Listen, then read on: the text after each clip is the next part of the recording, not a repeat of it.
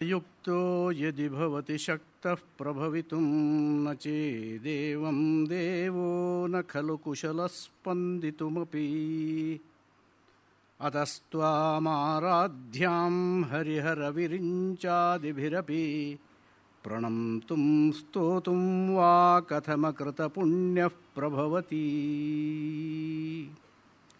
शरदिन्दुविकासि मन्दहासां स्फुरदिन्दीवरलोचनाभिरामाम् अरविन्दसमानसुन्दरास्याम् अरविन्दासनसुन्दरीमुपासे। श्रुतिस्मृतिपुराणानाम् आलयं करुणालयं नमामि भगवत्पादशङ्करं लोकशङ्करं। गुरुर्ब्रह्मा गुरुर्विष्णुः गुरुर्देवो महेश्वरः गुरुः साक्षात् परब्रह्म तस्मै श्रीगुरवे नमः। ನಮಃ ಸಭಾ ಸರಸ್ವತಿ. ಎಲ್ಲ ಮಾನ್ಯ ಆಸ್ತಿಕ ಜಿಜ್ಞಾಸು ಬಂಧುಗಳಿಗೆ ಅಭಿವಂದಿಸಿ ಈ ದಿವಸದ 3ನೇ ಉಪನ್ಯಾಸವನ್ನು ಆರಂಭಿಸುವುದಕ್ಕೆ ಸಭೆಯ ಅನುಮತಿಯನ್ನು ಕೋರ್ತಾ ಇದ್ದೇನೆ. ವಿಶೇಷವಾಗಿ ಈ ದಿವಸ ನಮ್ಮ ಮುಂದೆ ನನ್ನ ಆತ್ಮೀಯರಾದಂತಹ ಸದ್ಯ ನಮ್ಮಲ್ಲೇ ವಾಚಸ್ಪತಿ ಎಂಬ ಬಿರುದಿನಿಂದ ಸಮ್ಮಾನಿತರಾದಂತಹ ಆತ್ಮೀಯ ಮಿತ್ರರಾದ KS ಕಣ್ಣನ್ನವರು ಬಂದು ಕೂತಿದ್ದಾರೆ. ಇಂಥವರೆಲ್ಲ ಬಂದು ಕೂತಾಗ ನಾವು ಮಾತನಾಡಬೇಕಾದ್ರೆ ಸ್ವಲ್ಪ ಯೋಚನೆ ಮಾಡಬೇಕಾಗುತ್ತೆ. ಎಲ್ಲ ವಿದ್ವಾಂಸರು, ಅವರು ಬಹಳ ಈ ಒಂದು ಸಾರಸ್ವತ ಸೇವೆಯಲ್ಲಿ ತಮ್ಮನ್ನು ತೊಡಗಿಸಿಕೊಂಡವರು. ಇಂದಿಗೂ ಕೂಡ ಅನೇಕ ವಿಧವಾದಂಥ ಕಾರ್ಯಗಳಲ್ಲಿ, ಅನೇಕ ವಿಧವಾದಂಥ ಚಟುವಟಿಕೆಗಳಲ್ಲಿ ತಮ್ಮನ್ನು ತೊಡಗಿಸಿಕೊಂಡು ಆ ಸರಸ್ವತಿ ಸಮಾರಾಧನ ತತ್ಪರರಾಗಿ ತಮ್ಮ ಜೀವನವನ್ನು ಸಾರ್ಥಕ್ಯಗೊಳಿಸ್ತಾ ಇದ್ದಂತಹ ಮಹಾತ್ಮರು. ಅವರಿಗೆ ಆತ್ಮೀಯವಾದ ಹೃತ್ಪೂರ್ವಕವಾದ ಸ್ವಾಗತವನ್ನು ನಾನು ವಿಶೇಷವಾಗಿ ಹೇಳಲಿಕ್ಕೆ ಬಯಸ್ತೇನೆ. ಹಾಗೇ ಬಂದಿರುವಂತಹ ಎಲ್ಲ ಗಣ್ಯಮಾನ್ಯರಿಗೂ, ಜಿಜ್ಞಾಸುಗಳಿಗೂ, ಶ್ರದ್ಧಾಳುಗಳಿಗೂ ವಿಶೇಷವಾಗಿ ಆ ಭಗವಂತನ ಉಪಾಸನಾ ಬುದ್ಧಿಯನ್ನು ಕರುಣಿಸಲಿ ಅಂತ ಕೇಳ್ಕೊಳ್ತಾ ಈ ದಿವಸದ ನನ್ನ ತೊದಲು ನುಡಿಯ ಕಾರ್ಯಕ್ರಮವನ್ನು ಆರಂಭಿಸ್ತಾ ಇದ್ದೇನೆ.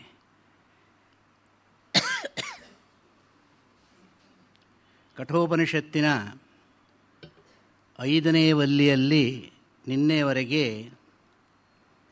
ವಿಮುಕ್ತಶ್ಚ ವಿಮುಚ್ಯತೆ ಅಂತ ಆರಂಭಿಸಿ ಪುರಮೇಕಾದಶದ್ವಾರ ಮಜಸ್ಯಾವಕ್ರಚೇತಸಃ ಅನುಷ್ಠಾಯ ನ ಶೋಚತಿ ವಿಮುಕ್ತಶ್ಚ ವಿಮುಚ್ಯತೆ ಎಂಬ ಮಂತ್ರದಿಂದ ಆರಂಭಿಸಿ 7 ಮಂತ್ರಗಳ ವಿವರಣೆಯನ್ನು ಪೂರ್ಣ ಮಾಡಿದ್ದಾಯಿತು. ಈ ಒಂದು ಶರೀರದಲ್ಲಿ ನೆಲೆಸಿರುವ ಕಾರಣದಿಂದ ಶಾರೀರ ಅಂತ ಹೇಳಿಕೊಂಡಂಥವನೇ ಪರಮಾತ್ಮ. ಅವನು ಬೇರೆ ಅಲ್ಲ, ಜೀವಾತ್ಮ ಬೇರೆ ಅಲ್ಲ. ಆ ಪರಮಾತ್ಮನೇ ಇಲ್ಲಿ ಬಂದಾಗ ಅವನು ಶಾರೀರ ಅಂತ ಅನಿಸ್ಕೊಳ್ತಾನೆ, ಜೀವ ಅಂತ ಅನಿಸ್ಕೊಳ್ತಾನೆ.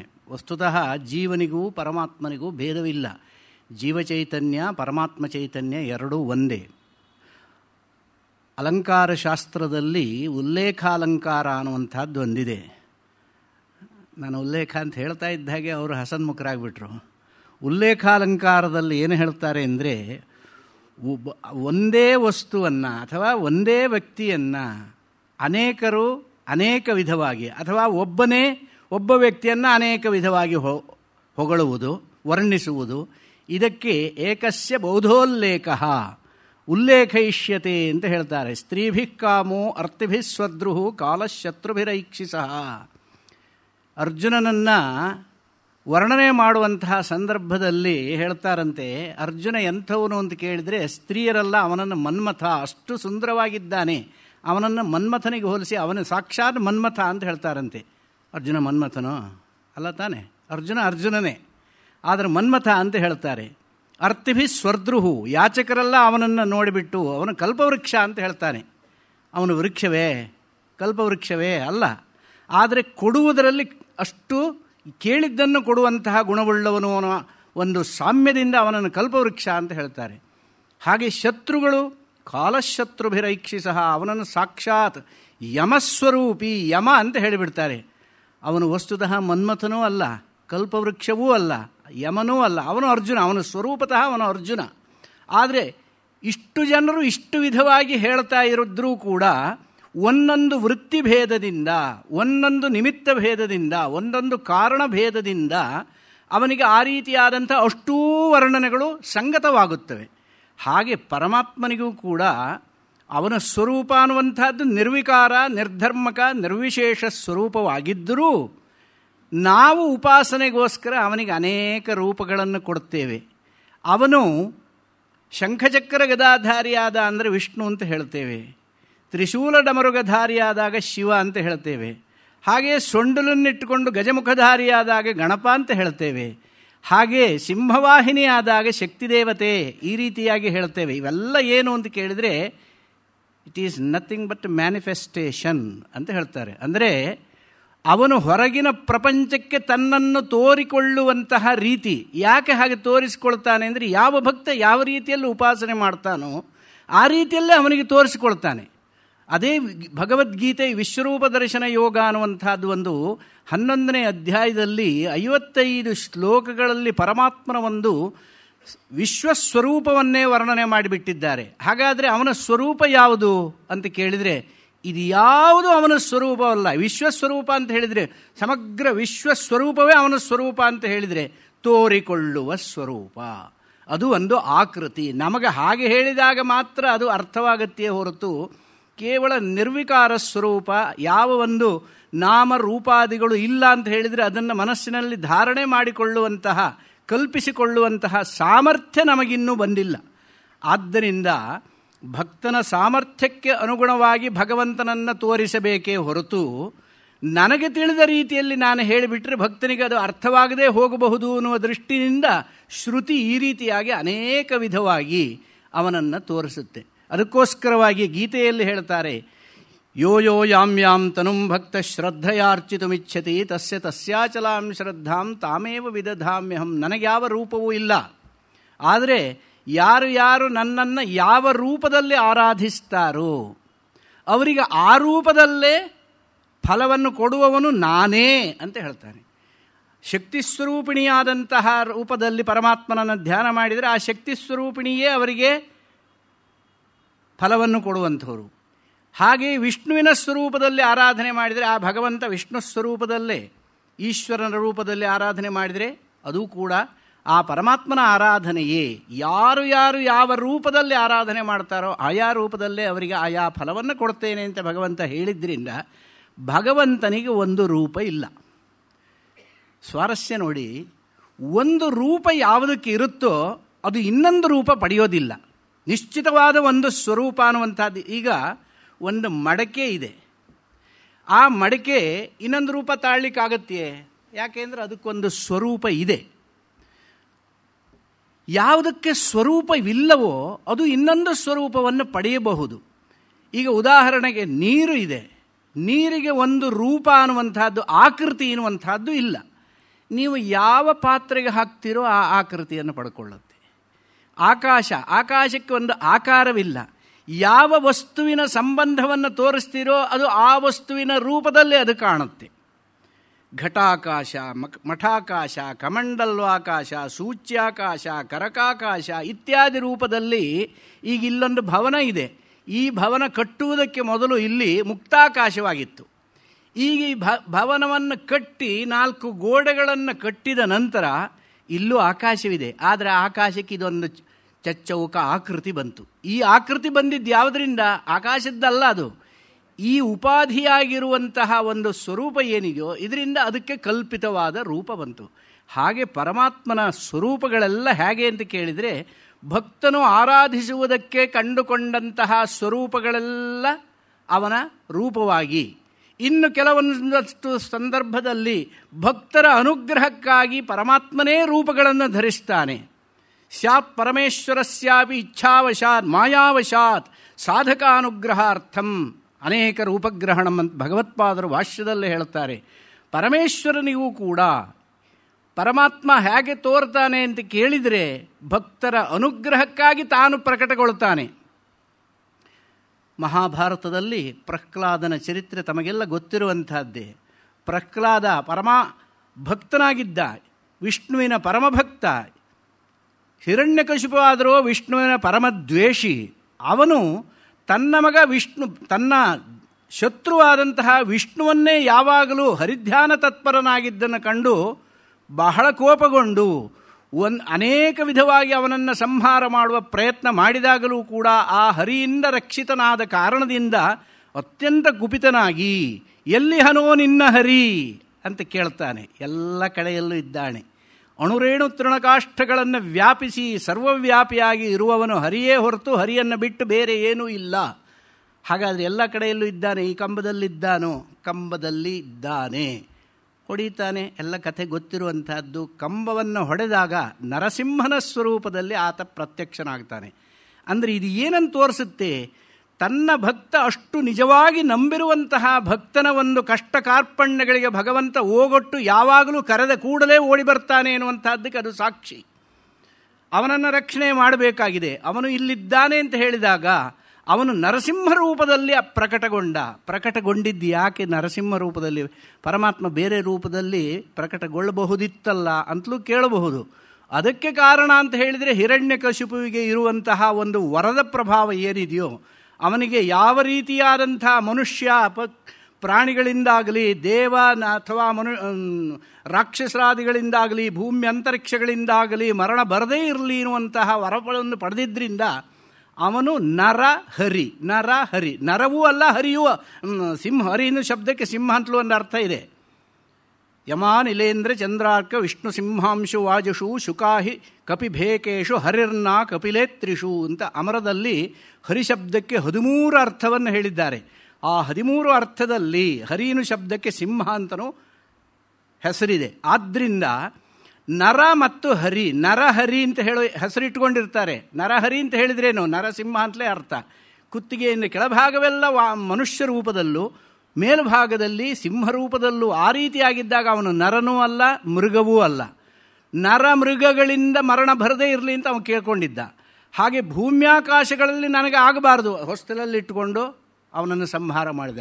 ಯಾವುದೇ ಶಸ್ತ್ರಗಳಿಂದ ನನ್ನನ್ನು ಸಂಹಾರ ಮಾಡಬಾರದು, ಉಗುರಿನಿಂದ ಬಗೆದ. ಇದು ಪರಮಾತ್ಮ ಭಕ್ತರನ್ನು ಅನುಗ್ರಹ ಮಾಡುವಂತಹ ಒಂದು ಪರಿ. ಅದಕ್ಕೋಸ್ಕರವಾಗಿ ಭಕ್ತರ ಅನುಗ್ರಹಕ್ಕಾಗಿ ಪರಮಾತ್ಮ ಧರಿಸಿದ ರೂಪ ಅವನ ಸರ್ವದಾ ನರಹರಿ ಸ್ವರೂಪದಲ್ಲೇ ಇರ್ತಾನೆಯೇ? ಇಲ್ಲ, ಭಕ್ತರ ಅನುಗ್ರಹಕ್ಕಾಗಿ. ಆದ್ದರಿಂದ ಆ ಭಕ್ತರ ಅನುಗ್ರಹಕ್ಕಾಗಿ ಬಂದಂಥವನು ಪರಮಾತ್ಮ ನರಸಿಂಹ ರೂಪದಲ್ಲಿ ಲಕ್ಷ್ಮೀ ನರಸಿಂಹ ಮಮ ದೇಹಿ ಕರಾವಲಂಬಂ ಭಗವತ್ಪಾದರು ಆ ಲಕ್ಷ್ಮೀ ನರಸಿಂಹ ರೂಪದಲ್ಲೂ ಕೂಡ ಆತನನ್ನು ಸ್ತೋತ್ರ ಮಾಡ್ತಾರೆ. ಹಾಗಾದರೆ ಅದು ಒಂದೇ ರೂಪವೋ? ಇಲ್ಲ. ಭಕ್ತ ಪ್ರಹ್ಲಾದನ ರಕ್ಷಣೆಗಾಗಿ ಆ ರೂಪವನ್ನು ಧರಿಸಿ ಬಂದ. ಆ ರೂಪದಲ್ಲೂ ಪರಮಾತ್ಮನನ್ನು ಧ್ಯಾನ ಮಾಡಿ. ಯಾವ ರೂಪದಲ್ಲಿ ನೀವು ಧ್ಯಾನ ಮಾಡ್ತೀರೋ ಆಯಾ ರೂಪದಲ್ಲಿ ಅವನೇ ಅನುಗ್ರಹ ಮಾಡುವಂಥವನು ಅನ್ನುವಂಥದ್ದು ಮುಖ್ಯ ತಾತ್ಪರ್ಯ. ಹಾಗಾಗಿ ಅವನಿಗೆ ಆಕಾರವಿಲ್ಲದೆ ಇರೋದರಿಂದ ಯಾವ ಆಕಾರವನ್ನು ಅವನು ಪಡೆಯುತ್ತಾನೆ.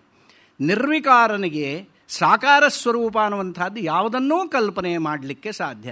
ಯಾಕೆ ಇಷ್ಟೊಂದು ರೂಪಗಳು? ಕೆಲವರು ಕೇಳೋದುಂಟು, ನಿಮ್ಮ ಹಿಂದೂ ದೇವತೆಗಳಲ್ಲಿ ಬೇರೆ ಜನಗಳೆಲ್ಲ ಹೇಳೋದೇ ನಮಗೊಬ್ಬನೇ ದೇವರು, ನಿಮ್ಮ ಹಿಂದೂಗಳಲ್ಲಿ 33 ಕೋಟಿ ದೇವತೆಗಳಿದೆ, ಎಷ್ಟು ಒಂದು ಭ್ರಾಂತಿ, ಯಾವುದೋ ಒಂದು ಇಲ್ವೇ ಅಂತ ಕೇಳ್ತಾರೆ. ನಮಗಿರೋದು ಒಬ್ಬನೇ. ನಮ್ಮಲ್ಲಿ ಪ್ರತೀತಿ ಆಗಿದೆ, ದೇವನೇ, ದೇವರು ಒಬ್ಬ. ದೇವರಿಗೆ ಯಾವತ್ತೂ ಏಕವಚನ ಮಾತ್ರ ಪ್ರಯೋಗ, ಬಹುವಚನ ಪ್ರಯೋಗ ಉಂಟಾ?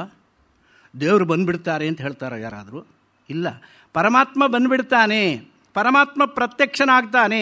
ಪರಮಾತ್ಮರು ಪ್ರತ್ಯಕ್ಷರಾಗ್ತಾರೆ ಅಂತ ಹೇಳಿದರೆ ಏನೋ ವಿಚಿತ್ರವಾಗಿ ಕಾಣುತ್ತೋ ಇಲ್ವೋ? ಪರಮಾತ್ಮರು ಭಗವಂತರು ಪ್ರತ್ಯಕ್ಷರಾಗ್ತಾರೆ ಅಂತ ಹೇಳಿದರೆ ಬಹಳ ಒಂದು ಅಸ್ವಾರಸ್ಯವಾಗಿ ಕೇಳುತ್ತೆ. ಅಂದರೆ ಏನು? ಪರಮಾತ್ಮ ಒಬ್ಬನೇ ಅನ್ನುವಂಥದ್ದು ನಮ್ಮ ಸಿದ್ಧಾಂತ. ಏಕಮೇವಾದ್ವಿತೀಯಂ ಅಂತ ಶ್ರುತಿಯು ಅದನ್ನೇ ಸಾರುತ್ತೆ. ಏಕಮೇವಾದ್ವಿತೀಯಂ ಆಗಿರುವಂತಹ ಪರಮಾತ್ಮ ಸ್ವರೂಪವನ್ನು ಈ ರೀತಿಯಾಗಿ 33 ಕೋಟಿ ದೇವತೆಗಳು ಅಂತ ಯಾಕೆ ಹೇಳಿದರು ಅಂತ ಕೇಳಿದರೆ, 33 ಕೋಟಿ ದೇವತೆಗಳು ಅನ್ನುವಂಥದ್ದು ಪರಮಾತ್ಮನ ಅನೇಕ ರೂಪಗಳ ಹೇಳೋದೇ ಹೊರತು ಅದು ಪಾರಮಾರ್ಥಿಕ ಸ್ವರೂಪವಲ್ಲ. ಭಕ್ತಾನುಗ್ರಹಕ್ಕಾಗಿ ಮಾಡಿರುವಂತಹ ವಿವಿಧ ಅವತಾರಗಳು, ವಿವಿಧ ಸಂದರ್ಭಗಳು, ವಿವಿಧ ಸ್ಥಾನಗಳು, ಸ್ಥಾನವನ್ನಾಶ್ರಯಿಸಿ ಬಂದಿರುವಂತಹ ಸ್ವರೂಪಗಳು. ಉದಾಹರಣೆಗೆ ಅದೇ ಪರಮಾತ್ಮನೇ ಸಂಪೂರ್ಣ ಜಗತ್ತನ್ನು ನಿಯಂತ್ರಣ ಮಾಡುವಂತಹ ನಿಯಾಮಕ ಸ್ಥಾನದಲ್ಲಿ ಇದ್ದಾಗ ಆ ನಿಯಾಮಕ ಸ್ಥಾನದಲ್ಲಿ ಇದ್ದವನು ಕೆಲವೊಂದಷ್ಟು ಕಾರ್ಯಗಳು ಪ್ರಶಾಸನ ಕಾರ್ಯಕ್ಕಾಗಿ ಕೆಲವೊಂದಷ್ಟು ದೇವತೆಗಳನ್ನು ಒಂದೊಂದು ಸ್ಥಾನದಲ್ಲಿ ಪ್ರತಿಷ್ಠಾಪನೆ ಮಾಡಿರ್ತಾನೆ. ಅವರೆಲ್ಲರೂ ಕೂಡ ತಮ್ಮ ತಮ್ಮ ಒಂದು ದೈವೀ ಸ್ವರೂಪದಲ್ಲಿ ಅವರೂ ಕೂಡ ಇರ್ತಾರೆ. ಉದಾಹರಣೆಗೆ ಅಷ್ಟಲೋಕಪಾಲಕರಾಗಬಹುದು, ಸೂರ್ಯನಾಗಬಹುದು, ಚಂದ್ರನಾಗಬಹುದು, ಸಪ್ತಋಷಿಗಳಾಗಬಹುದು. ಇವರೆಲ್ಲ ಏನು ಅಂತ ಕೇಳಿದರೆ ಅವರೆಲ್ಲ ಒಂದು ಪರಮಾತ್ಮನ ಒಂದು ಕಾರ್ಯವನ್ನು ನಡೆಸಿಕೊಡುವುದಕ್ಕೆ ಅವನಿಗೆ ಸಹಕಾರಿಗಳಾಗಿ ಇರುವಂಥವರು. ರಾಮಾಯಣವನ್ನು ನೋಡಿದಾಗ ನಿಮಗೆ ಬಹಳ ಇಂಥದ್ದಕ್ಕೆ ವಿಪುಲವಾದ ಉದಾಹರಣೆಗಳು ಸಿಗುತ್ತೆ. ವಿಷ್ಣುವಿನ ಅವತಾರ ಕೌಸಲ್ಯ ಗರ್ಭದಲ್ಲಿ ರಾಮರೂಪದಲ್ಲಿ ಆಗಬೇಕು ಎಂಬುದಾಗಿ ನಿರ್ಣಯವಾದಾಗ ಬ್ರಹ್ಮನ ಸಭೆಯಲ್ಲಿ ಆವಾಗ ನೀವೆಲ್ಲ ಬೇರೆ ಬೇರೆ ಯೋನಿಗಳಲ್ಲಿ ನೀವು ಜನ್ಮವನ್ನು ತಾಳಿರಿ ಅಂತ ದೇವತೆಗಳಿಗೆ ಹೇಳ್ತಾರೆ ಬ್ರಹ್ಮದೇವರು. ಆ ರೀತಿಯಾಗಿ ದೇವತೆಗಳೇ ಆ ಒಂದು ವಾನರ ರೂಪದಲ್ಲಿ, ವೃಕ್ಷ ರೂಪದಲ್ಲಿ, ಭಲ್ಲೂಕ ರೂಪದಲ್ಲಿ ಅವರು ಜನ್ಮವನ್ನು ತಾಳಿ ಅತ್ಯಂತ ದೈವೀ ಶಕ್ತಿ ಸಂಪನ್ನರಾಗಿ ಅವರು ರಾಮನ ಕಾರ್ಯಕ್ಕೆ ಸಹಾಯ ಮಾಡುವಂಥವರಾಗ್ತಾರೆ. ಅವರನ್ನೆಲ್ಲ ನಾವು ಆಂಜನೇಯನನ್ನು ನಾವು ಉಪಾಸನೆ ಮಾಡ್ತೇವೆ. ಆಂಜನೇಯನೇನು ಸಾಮಾನ್ಯನೇ, ವಾಯುಪುತ್ರ ಅವನು. ಅಂತಹ ಈ ಒಂದು ರೂಪಗಳೆಲ್ಲ ಏನು ಅಂತ ಕೇಳಿದರೆ ಒಂದೋ ಪರಮಾತ್ಮನ ಸ್ವರೂಪ ಅನೇಕ ವಿಧವಾಗಿ ಉಪಾಸನೆಗಾಗಿ ಮಾಡಿರುವಂತಹದ್ದು, ಅವನೇ ಪ್ರಕಟಗೊಂಡಿರುವಂತಹ ಅನೇಕ ರೂಪಗಳು, ಅಥವಾ ಅವನ ಪ್ರಮಥ ಗಣಗಳಲ್ಲಿ ಅವನ ಪ್ರಶಾಸನ ವರ್ಗದಲ್ಲಿ ಇರುವಂತಹ ಅಧಿಕಾರಿ ವರ್ಗದಲ್ಲಿರುವಂತಹ ದೇವತೆಗಳು ಯಾರಿದ್ದಾರೋ ಅವರನ್ನು ನಾವು ಉಪಾಸನೆ ಮಾಡುವುದಕ್ಕೆ, ಉಪಾಸನಾ ಮಾರ್ಗದಿಂದ ನಾವು ಪರಮಾತ್ಮನನ್ನು ತಿಳಿಯುವುದಕ್ಕೆ ಇವರೆಲ್ಲರೂ ಸಹಾಯಕರೇ. ಆ ರೀತಿಯಾಗಿ ಇರೋದರಿಂದ ನಮಗೆ 33 ಕೋಟಿ ದೇವತೆಗಳಿದ್ದಾರೆ, ಒಬ್ಬರಿಲ್ಲ ಅಂತ ಹೇಳೋ ಪ್ರಶ್ನೆ ಇಲ್ಲ. 33 ಕೋಟಿ ದೇವತೆಗಳು ಕೂಡ ಒಂದೇ ಪರಮಾತ್ಮನ ನಾನಾ ರೂಪದಲ್ಲಿ ಅಭಿವ್ಯಕ್ತಿಯಾಗುವಂಥದ್ದೇ ಹೊರತು ಬೇರೆ ಬೇರೆ ಅಲ್ಲ. ಇವೆಲ್ಲ ಹೋಗಿ ಒಂದು ಕಡೆ ಸೇರುವಂಥದ್ದು.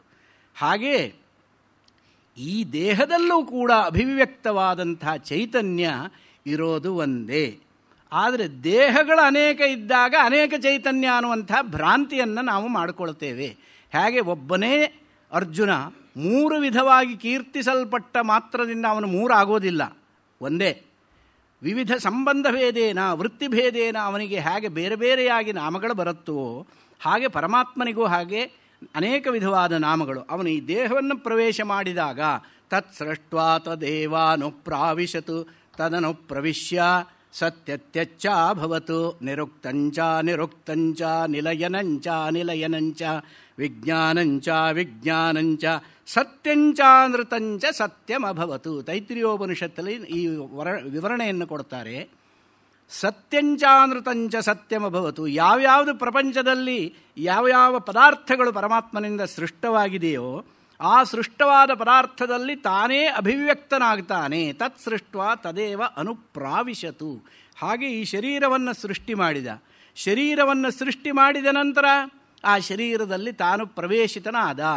ತಾನು ಪ್ರವೇಶ ಮಾಡಿದ ಅನ್ನೋ ಶಬ್ದ ಅಷ್ಟು ಸೂಕ್ತವಾಗಿ ಕಾಣೋದಿಲ್ಲ ಅನ್ನುವಂಥದ್ದು ಅಲ್ಲಿ ಬಹಳ ದೊಡ್ಡ ವಾಕ್ಯಾರ್ಥ ವಿಚಾರವೇ ನಡೆದು ಬಿಟ್ಟಿದೆ. ಪ್ರವೇಶ ಶಬ್ದ ಅರ್ಥ ಕಹ ಅನ್ನುವಂಥದ್ದು. ಯಾಕೆ ಅಂದರೆ ಪ್ರವೇಶ ಅಂತ ಹೇಳಿದರೆ ಏನು? ಈಗ ಗೃಹ ಪ್ರವೇಶ ಮಾಡ್ತೀರಾ. ಗೃಹ ಪ್ರವೇಶ ಮಾಡಬೇಕಾದ್ರೆ ಮನೆ ಒಳಗೆ ಹೋಗೋತ್ತಾನೆ. ಮನೆ ಒಳಗೆ ಯಾರು ಹೋಗ್ತಾರೆ? ಯಾರು ಮನೆ ಒಳಗೆ ಇಲ್ಲವೋ, ಹೊರಗಡೆ ಇದ್ದಾರೋ ಅವ್ರು ತಾನೇ ಮನೆ ಒಳಗೆ ಹೋಗೋದು. ಮನೆ ಒಳಗೆ ಯಾರು ಇರ್ತಾರೋ ಅವ್ರು ಪುನಃ ಮನೆ ಒಳಗೆ ಪ್ರವೇಶ ಅಂತ ಹೇಳಲಿಕ್ಕಾಗತ್ತೆಯೋ? ಇಲ್ಲ ತಾನೇ. ಹಾಗೆ ಪರಮಾತ್ಮ ಎಲ್ಲವನ್ನೂ ಸೃಷ್ಟಿ ಮಾಡಿ ಅದರೊಳಗೆ ಪ್ರವೇಶ ಮಾಡಿದ ಅಂತ ಹೇಳಿದರೆ ಪ್ರವೇಶ ಮಾಡುವ ಮೊದಲು ಅವನು ಅಲ್ಲಿ ಇರಲಿಲ್ಲ ಅಂತ ಆಯಿತು ತಾನೆ. ಅವನು ಅಲ್ಲಿ ಇರಲಿಲ್ಲ ಅಂತ ಹೇಳಿದರೆ ಅವನು ಸರ್ವವ್ಯಾಪಕ ಹೇಗೆ? ಪರಮಾತ್ಮ ಸರ್ವವ್ಯಾಪಕನಾದರೆ ಎಲ್ಲ ಕಡೆಯಲ್ಲೂ ಇದ್ದಾನೆ. ಎಲ್ಲ ಕಡೆಯಲ್ಲೂ ಇದ್ದರೆ ಯಾವುದನ್ನು ಸೃಷ್ಟಿ ಮಾಡಿದ್ದಾನೋ ಅಲ್ಲೂ ಇದ್ದಾನೆ. ಅಲ್ಲೂ ಇದ್ಮೇಲೆ ಪುನಃ ಪ್ರಾವಿಶತು ಅಂತ ಹೇಗೆ ಹೇಳ್ತೀರಾ ಅನ್ನುವಂಥ ವಿಚಾರ ಮಾಡಿಬಿಟ್ಟು ಅಲ್ಲಿ ಪ್ರವೇಶ ಶಬ್ದಕ್ಕೆ ಇಲ್ಲದೇ ಇರುವ ಜಾಗದಲ್ಲಿ ಪರಮಾತ್ಮ ಪ್ರವೇಶ ಮಾಡಿದ ಅಂತ ಅರ್ಥವಲ್ಲ. ಮತ್ತೇನು? ಪರಮಾತ್ಮ ಎಲ್ಲ ಕಡೆಯಲ್ಲಿದ್ದರೂ ಕೂಡ ಅಭಿವ್ಯಕ್ತನಾಗುವುದು ಇಲ್ಲಿ ಅನ್ನುವಂಥದ್ದು ಪ್ರವೇಶ ಶಬ್ದಕ್ಕೆ ಅಭಿವ್ಯಕ್ತಿ ಎನ್ನುವ ಅರ್ಥವನ್ನು ಹೇಳಿದ್ದಾರೆ. ಯಾಕೆ ಅಂದರೆ ತಂತ್ರಿಯಲ್ಲಿ ಎಲ್ಲ ಕಡೆಯಲ್ಲೂ ವಿದ್ಯುತ್ ಇದ್ದರೂ ಕೂಡ ಅದು ನಿಮಗೆ ಅಭಿವ್ಯಕ್ತವಾಗಬೇಕಾದ್ರೂ ಒಂದು ಬಲ್ಬ್ ಬೇಕು. ಆ ಬಲ್ಬ್ನಲ್ಲಿ ಮಾತ್ರ ಅದು ಕಾಣುತ್ತೆ. ಕಣ್ಣಿಗೆ ಕಾಣೋದಿಲ್ಲ. ಅದು ಇದೆ ಅನ್ನೋದಕ್ಕೆ ಏನು ಗ್ಯಾರಂಟಿ? ಬಲ್ಬ್ ಬೇಕಾಗಿಲ್ಲ. ಮುಟ್ಟು ನೋಡಿದ್ರೆ ಗೊತ್ತಾಗುತ್ತೆ. ಯಾರಾದರೂ ಮುಟ್ತಾರೋ ಕರೆಂಟನ್ನು? ಮುಟ್ಟು ನೋಡಿ ಯಾರು ಹೇಳೋದು ಕರೆಂಟ್ ಇದೆಯೋ ಇಲ್ವೋ ಅಂತ ಹೇಳೋಲ್ಲ. ಅದಕ್ಕೆ ಬಲ್ಪ್ ಬೇಕು. ಆ ಬಲ್ಪ್ ಹೇಗೆ ವಿದ್ಯುತ್ತಿಗೆ ಅಭಿವ್ಯಕ್ತಿ ಸಾಧನವೋ ಹಾಗೇನೆಯೇ ಈ ಶರೀರ ಅನ್ನುವಂಥದ್ದು ಏನಿದೆಯೋ ಈ ಶರೀರ ಅನ್ನುವಂಥದ್ದು ಚೈತನ್ಯದ ಅಭಿವ್ಯಕ್ತಿ ಸಾಧನವಾಗಿರುವಂಥದ್ದು. ಆದ್ದರಿಂದ ಚೈತನ್ಯ ಇಲ್ಲಿ ಅಭಿವ್ಯಕ್ತವಾಗುತ್ತೆ. ಆ ಅಭಿವ್ಯಕ್ತಿಯನ್ನೇ ಇಟ್ಟುಕೊಂಡು ತತ್ಸೃಷ್ಟ್ವಾ ತದೇವಾನುಪ್ರಾವಿಶತ್ ಅಂದರೆ ಪರಮಾತ್ಮನೇ ಈ ಶರೀರವನ್ನು ಸೃಷ್ಟಿ ಮಾಡಿದ. ಈ ಶರೀರದಿಂದ ಅವನು ಶಾರೀರನಾಗಿ ಈ ಶರೀರದಿಂದ ಬರುವಂತಹ ಸುಖ ದುಃಖಾದಿಗಳನ್ನು ಅನುಭವಿಸ್ತಾನೆ. ಸಮಾನೇ ವೃಕ್ಷೇ ಪುರುಷೋ ನಿಮಿಗ್ನೋ ಅನೀಶಯಾ ಶೋಚತಿ ಮುಹ್ಯಮಾನಃ ಜುಷ್ಟಂ ಯದಾ ಪಶ್ಯತ್ಯನ್ಯಮೀಶಮಸ್ಯ ಮಹಿಮಾನಮಿತಿ ವೀತಶೋಕ ಅಂತ ಒಂದು ಮಂತ್ರ ಹೇಳುತ್ತೆ. ಇನ್ನೊಂದು ದ್ವಾಸುಪರ್ಣಾಸಯುಜಾ ಸಖಾಯೋ ಸಮಾನಂ ವೃಕ್ಷಂ ಪರಿಷಸ್ವಜಾತೆ ತಯೋರನ್ಯಃ ಪಿಪ್ಪಲಂ ಸ್ವಾದ್ವತ್ತಿ ಅನಶ್ನನ್ನನ್ಯೋ ಅಭಿಚಾಕಶೀತಿ. ಎರಡು ಪಕ್ಷಿಗಳಂತೆ ಒಂದೇ ಮರವನ್ನು ಆಶ್ರಯಿಸಿದ್ದಾರಂತೆ. ಇದನ್ನು ನಮ್ಮ ಪುರಂದರದಾಸರು ಬಹಳ ಚೆನ್ನಾಗಿ ಒಂದು ಹಾಲಕ್ಕಿ ಪದ ಅಂತ ಕೇಳಿದಿರಬಹುದು ನೀವು. ಆ ಹಾಲಕ್ಕಿ ಪದದಲ್ಲಿ ದ್ವಾಸುಪರ್ಣ ಮಂತ್ರದ ಒಂದು ತತ್ವವನ್ನು ಅದರಲ್ಲಿ ನಿಹಿತವಾಗುವಂತೆ ಅವರು ರಚನೆ ಮಾಡಿದ್ದಾರೆ. ಬಹಳ ರಮಣೀಯವಾದಂತಹ ರಚನೆ. ಜಯವದೆ ಈ ಮನತನಕ್ಕೆ ಬಿಡು ಬಿಡು. ನಾನು ಇದನ್ನ ಹೇಳಿದರೆ ನನ್ನನ್ನು ಹಾಲಕ್ಕಿ ಅಂತ ಹೇಳಬೇಡಿ ದಯಮಾಡಿ. ಹಾಲಕ್ಕಿಯ ಪದ ಇದು. ಜಯವದೆ ಈ ಮನೆತನಕ್ಕೆ ಬಿಡು ಬಿಡು ಬಿಡು ಬಿಡು ಮನಸಂಶಯವ ಶುಕನೆಂಬಕ್ಕಿ ಹೇಳುತ್ತದಪ್ಪ ಜಗವೆಂಬಾಗಿಡ ಹುಟ್ಟೈತಣ್ಣ ಹಕ್ಕಿಗಳೆರಡು ಕೂಡೈದಾವೆ ಹಣ್ಣುಗಳೆರಡು ಐದಾವಪ್ಪ ಒಂದೇ ಹಕ್ಕಿ ಹಣ್ಣು ತಿಂತೈತೆ ಮತ್ತೊಂದು ಹಕ್ಕಿ ನೋಡುತ್ತದಪ್ಪ ಹಣ್ಣು ತಿಂದಕ್ಕಿ ಬಡವಾಗೈತೆ ತಿನ್ನದ ಹಕ್ಕಿ ಬಲವಾಗೈತೆ ಸ್ವಾಮಿದ್ಯಾವರು. ಇದು ಪುರಂದರದಾಸರು. ಒಂದೇ ಹಕ್ಕಿ ಹಣ್ಣು ತಿಂತೈತೆ ಮತ್ತೊಂದು ಹಕ್ಕಿ ನೋಡ್ತದಪ್ಪ ತಯೋರನ್ಯ ಪಿಪ್ಪಲಂ ಸ್ವಾದು ಅತ್ತಿ ತಯೋಹೋ ಜೀವಾತ್ಮ ಪರಮಾತ್ಮನೋಹೋ ಮಧ್ಯೆ ಏಕಃ ಜೀವಃ ಅನ್ಯಃ ಪಿಪ್ಪಲಂ ಸ್ವಾದು ಅತ್ತಿ ಕರ್ಮಫಲಂ ಭುಂಕ್ತೆ. ಒಂದು ಹಣ್ಣನ್ನು ತಿನ್ನುತ್ತೆ ಒಂದು ಹಕ್ಕಿ ಅಂತ ಹೇಳಿದರೆ ಯಾವುದು? ಈ ಜೀವವೆಂಬ ಹಕ್ಕಿ ಸ್ವಾದುವಾದಂಥ ಫಲವನ್ನು ತಿನ್ನುತ್ತೆ. ಯಾವುದು ಅಂದರೆ ಕರ್ಮಫಲ. ಕರ್ಮಫಲವನ್ನು ತಿನ್ನುತ್ತೆ. ಅನಶ್ನನ್ನನ್ಯೋ ಅಭಿಚಾಕಶೀತಿ. ಇನ್ನೊಬ್ಬ ತಿನ್ನದೆ ಕೇವಲ ನೋಡ್ತಾ ಇದ್ದಾನೆ. ನೋಡ್ತಾ ಇರುವವನು ಯಾರು? ಇಲ್ಲಿ ಸಾಕ್ಷಿ ರೂಪದಲ್ಲಿರುವವನು. ಇವನು ಏನೇನು ಮಾಡ್ತಾ ಇದ್ದಾನೆ ಅಷ್ಟಕ್ಕೂ ಸಾಕ್ಷಿ ನೋಡ್ತಾ ಇದ್ದಾನೆ. ಒಳ್ಳೆಯ ಫಲವನ್ನು ತಿಂತಾ ಇದ್ದಾನೆ, ಅದನ್ನು ನೋಡ್ತಾ ಇದ್ದಾನೆ. ಕೆಟ್ಟ ಫಲವನ್ನು ತಿಂತಾ ಇದ್ದಾನೆ, ಅದನ್ನು ನೋಡ್ತಾ ಇದ್ದಾನೆ. ಸಾಕ್ಷಿ ರೂಪದಲ್ಲಿರುವಂಥ ಪರಮಾತ್ಮ. ಅಂದರೆ ಪರಮಾತ್ಮ ಬೇರೆ ಜೀವಾತ್ಮ ಬೇರೆ ಅಂತ ಅರ್ಥವಲ್ಲ. ಯಾವ ಒಂದು ಸಂದರ್ಭದಲ್ಲೂ ಕೂಡ ಸಾಕ್ಷ್ಯ ಪದಾರ್ಥಗಳಿಲ್ಲದೆ ಇರುವಾಗ ಅದೇ ಜೀವ ಸಾಕ್ಷಿ ರೂಪದಲ್ಲಿ ಇರುವಂಥದ್ದು. ಹೇಗೆ ಅಂದರೆ ನಿದ್ದೆ ಎಲ್ಲರಿಗೂ ಚೆನ್ನಾಗಿ ಬರುತ್ತೆ ತಾನೆ. ವಯಸ್ಸಾದ ಮೇಲೆ ಬರದೇ ಇರಬಹುದು, ಆದರೆ ನಿದ್ರಾನುಭೂತಿ ಎಲ್ಲರಿಗೂ ಇದ್ದೇ ಇದೆ. ಸುಷುಪ್ತಿ ಅನುಭೂತಿ, ಸುಷುಪ್ತಿ ಅಂತ ಹೇಳಿದರೆ ಡೀಪ್ ಸ್ಲೀಪ್ ಸ್ಟೇಟಸ್, ಗಾಢ ನಿದ್ರಾ ಸ್ಥಿತಿಗೆ ಸುಷುಪ್ತಿ ಅಂತ ಹೇಳ್ತಾರೆ. ಆ ಸುಷುಪ್ತಿಯಲ್ಲಿ ಜೀವ ಎಲ್ಲಿದ್ದಾನೆ? ಜೀವ ಇಲ್ಲ ಆವಾಗ. ಯಾಕೆ ಅಂದರೆ ಸುಷುಪ್ತಿಯ ಆನಂದ ನಿಮಗೆಲ್ಲರಿಗೂ ಇದೆ ತಾನೆ.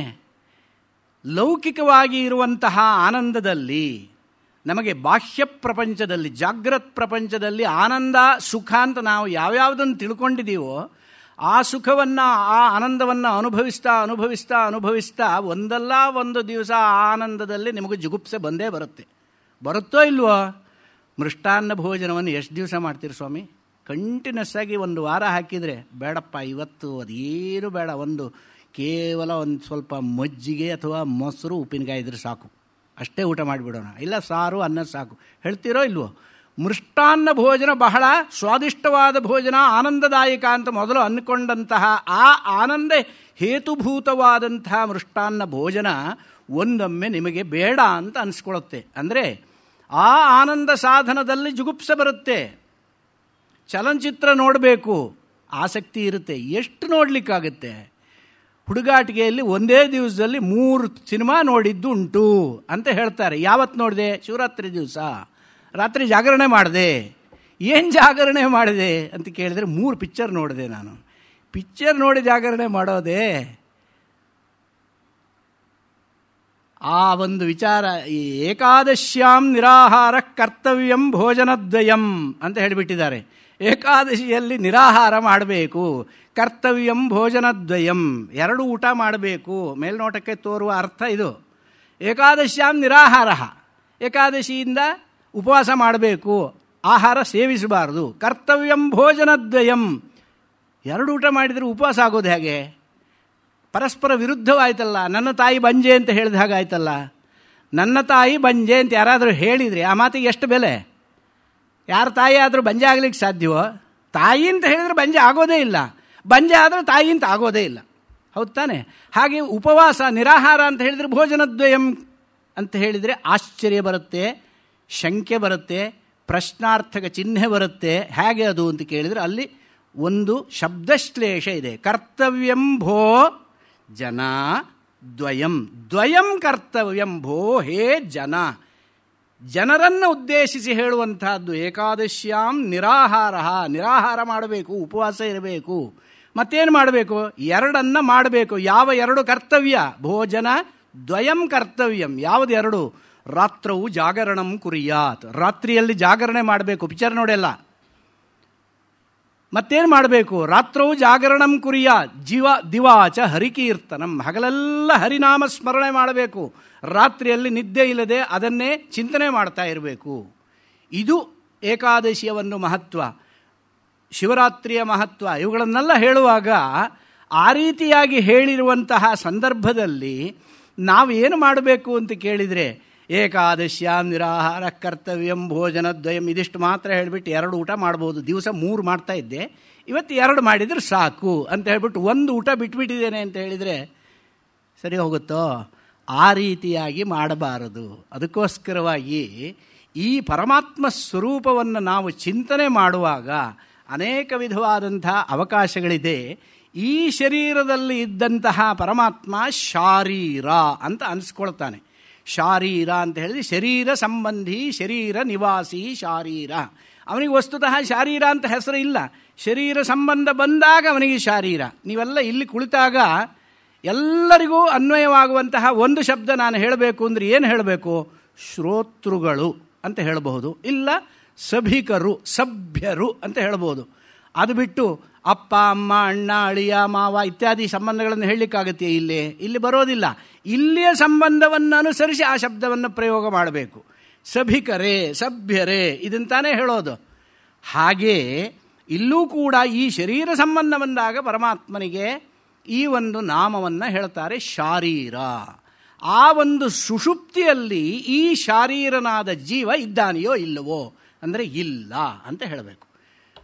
ಯಾಕೆ ಅಂದರೆ ನಿಮಗೆಲ್ಲ ಮೃಷ್ಟಾನ್ನಾದಿಗಳಿಂದ ಬರುವಂತಹ ಆನಂದದಲ್ಲಿ ಒಂದಲ್ಲ ಒಂದು ಸಂದರ್ಭದಲ್ಲಿ ಜುಗುಪ್ಸೆ ಜೀವನದಲ್ಲಿ ಬಂದಿದ್ದುಂಟೋ ಇಲ್ವೋ? ಲೌಕಿಕ ಸುಖ ಸಾಧನ, ಭೋಗ ಸಾಧನ ಅಂತ ಯಾವ್ಯಾವುದಿದೆಯೋ ಎಲ್ಲದರಲ್ಲೂ ಒಂದಲ್ಲ ಒಂದು ದಿವಸ ವೈರಾಗ್ಯ ಬಂದುಬಿಡುತ್ತೆ. ನನಗದು ಬೇಕಾಗಿಲ್ಲ ಅನ್ನುವಂಥದ್ದು. ಆದರೆ ನನಗೆ ನಿದ್ದೆ ಬೇಡ ಅಂತ ಹೇಳೋವನು ಒಬ್ಬನ್ನು ತೋರಿಸ್ಕೊಡಿ, ನನಗೆ ನಿದ್ದೆ ಬೇಡ. ಯಾಕೆ? ನಿದ್ದೆಯಲ್ಲೇ ನಿಮಗೆ ಸಂತೋಷ ಸಿಗುವಂಥದ್ದು. ಯಾಕೆ ಆ ಸಂತೋಷ ಬರುತ್ತೆ? ಸತಾ ಸೌಮ್ಯ ತದಾ ಸಂಪನ್ನೋ ಭವತಿ ಸ್ವಮಪೀತೋ ಭವತಿ ಸ್ವಂ ಸ್ವಪಿತೀತ್ಯಾಚಕ್ಷತೆ ತಂ ಸ್ವಂ ಹಿ ಅಪಿಗತೋ ಭವತಿ. ಸತಾ ಸೌಮ್ಯ ತದಾ ಸಂಪನ್ನೋ ಭವತಿ. ಸತಾ, ಸತ್ ಅಂತ ಹೇಳಿದರೆ ಪರಮಾತ್ಮ. ಆ ಪರಮಾತ್ಮನ ಜೊತೆಯಲ್ಲಿ ಜೀವ ಸೇರ್ಕೊಂಡ್ಬಿಡ್ತಾನೆ. ಪರಮಾತ್ಮ ಯಾರು? ಸಾಕ್ಷಾತ್ ಆನಂದೋ ಬ್ರಹ್ಮೇತಿ ವ್ಯಜಾನಾತ್, ಆನಂದ ಸ್ವರೂಪನಾದಂಥವನು ಪರಮಾತ್ಮ. ಆದ್ದರಿಂದ ಆ ಪರಮಾತ್ಮನ ಜೊತೆಯಲ್ಲಿ ಒಂದಾಗಿ ಸೇರಿದಂತಹ ಜೀವನೂ ಕೂಡ ಸ್ವತಃ ಆನಂದ ಸ್ವರೂಪನಾಗಿಯೇ ಇರ್ತಾನೆ. ತನ್ನ ಸ್ವರೂಪದಲ್ಲೇ ಅವನು ನಿಂತಿದ್ದಾಗ ಅವನಿಗೆ ಆ ಆನಂದಾನುಭೂತಿ ಎನ್ನುವಂತಹದ್ದು ಇರುತ್ತೆ. ಅದಕ್ಕಾಗಿ ಪ್ರತಿಯೊಬ್ಬರೂ ಕೂಡ ಸುಷುಪ್ತಿಯನ್ನು ಬಯಸ್ತಾರೆ. ಸುಷುಪ್ತಿ ಬೇಡ ಅಂತ ಹೇಳುವ ವೈರಾಗ್ಯ ಯಾರಿಗಾದರೂ ಬಂದಿದ್ರೆ ಕೈ ಎತ್ತಿ. ಖಂಡಿತ ಬರಲಿಕ್ಕೆ ಸಾಧ್ಯವೇ ಇಲ್ಲ. ನಿದ್ದೆ ಬರೋದಿಲ್ಲ ಅಂತಲೇ ಅದೇ ದೊಡ್ಡ ಕಂಪ್ಲೇಂಟ್ ಮಾಡ್ತಾರೆ ವಯಸ್ಸಾದ ನಂತರ, ಅಲ್ವೇ?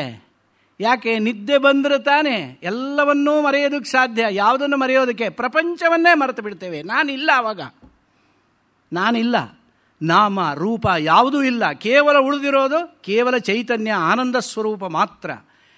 ಆ ಆನಂದ ಸ್ವರೂಪದಲ್ಲಿರುವಂತಹ ಪರಮಾತ್ಮ ಈ ಶರೀರ ಸಂಬಂಧವನ್ನು ಯಾವಾಗ ಪಡ್ಕೊಳ್ತಾನೋ, ಸುಷುಪ್ತಿಯಲ್ಲಿ ಈ ಶರೀರ ಸಂಬಂಧ ಇರೋದಿಲ್ಲ. ಶರೀರ ಮಂಚದ ಮೇಲೆ ಬಿದ್ದುಕೊಂಡಿರುತ್ತೆ, ಹೌದಾ? ಅದು ಹೇಗೆ ಬಿದ್ದುಕೊಂಡಿರುತ್ತೆ? ನನಗೊಂದು ಶರೀರ ಇದೆ ಅನ್ನುವಂಥ ಜ್ಞಾನ ಇದೆಯೋ? ಇಲ್ಲ. ನನಗೆ ಇಂದ್ರಿಯಗಳಿದ್ದಾವೆ ಅನ್ನೋ ಜ್ಞಾನ ಇದೆಯೋ? ಇಲ್ಲ. ನನಗೆ ಮನಸ್ಸಿದೇನು ಜ್ಞಾನ ಇದೆಯೋ? ಇಲ್ಲ. ನನಗೆ ಬುದ್ಧಿ ಇದೇನು ಜ್ಞಾನ ಇದೆಯೋ? ಯಾವುದೂ ಇಲ್ಲ. ನನ್ನ ರಾಜ್ಯ, ಕೋಶ, ಹೆಂಡತಿ, ಮಕ್ಕಳು, ಆಸ್ತಿ, ಯಾವ ಜ್ಞಾನವೂ ಇಲ್ಲ, ಏನೂ ಇಲ್ಲ. ಅಂದರೆ ಏನರ್ಥ? ಅವನ ದೃಷ್ಟಿಯಲ್ಲಿ ಪ್ರಪಂಚವೇ ಇಲ್ಲ. ಇದೇ ಸರಿಯಾದ ಉದಾಹರಣೆ ನಿಮ್ಮ ಎಲ್ಲರಿಗೂ ಅನುಭವಕ್ಕೆ ಬರುವಂತಹದ್ದು.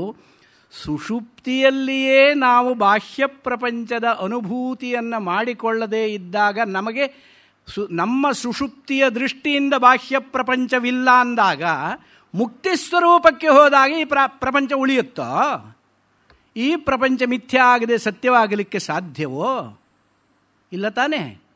ಸುಷುಪ್ತಿಯಲ್ಲಿ ಈ ಬಾಹ್ಯದಲ್ಲಿ ಕಂಡಂತಹ ಪ್ರಪಂಚ ಯಾವುದೂ ಕೂಡ ನಮಗೆ ಅನುಭವ ವಿಷಯಕ್ಕೆ ಬಾರದೇ ಇರುವುದರಿಂದ ಅದು ಇಲ್ಲ. ಹೇಗೋ ನಿಮ್ಮ ಕೈಯಲ್ಲಿ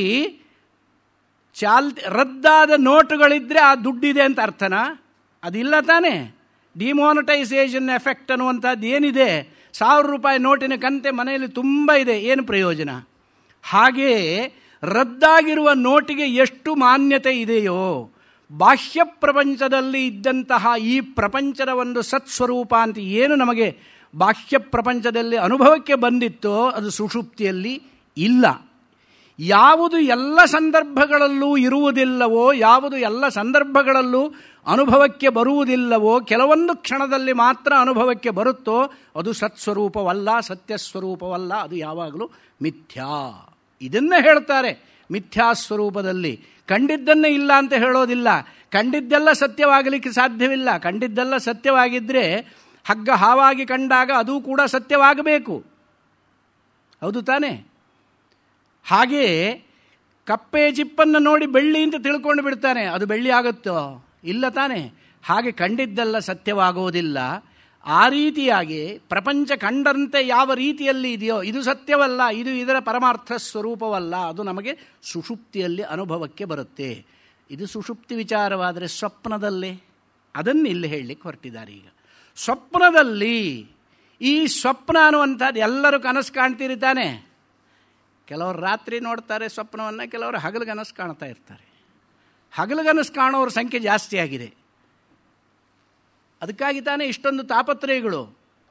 ಆ ಹಗಲುಗನಸು ಅನ್ನುವಂಥದ್ದು ಹೇಗಿದೆಯೋ, ಹಗಲುಗನಸು ಕಾಣುವವನಿಗೆ ಯಾವ ರೀತಿಯಾಗಿ ಅವನು ಕಾಣ್ತಾನೆ ಅಂತ ಕೇಳಿದರೆ ಮನಸ್ಸಿನಲ್ಲೇ ಮಂಡಿಗೆಯನ್ನು ಅಗಿಯೋದು ಅಂತ ಹೇಳ್ತಾರೆ. ಅದೇ ಕನಸಿನ ನಿರ್ಮಾಣ.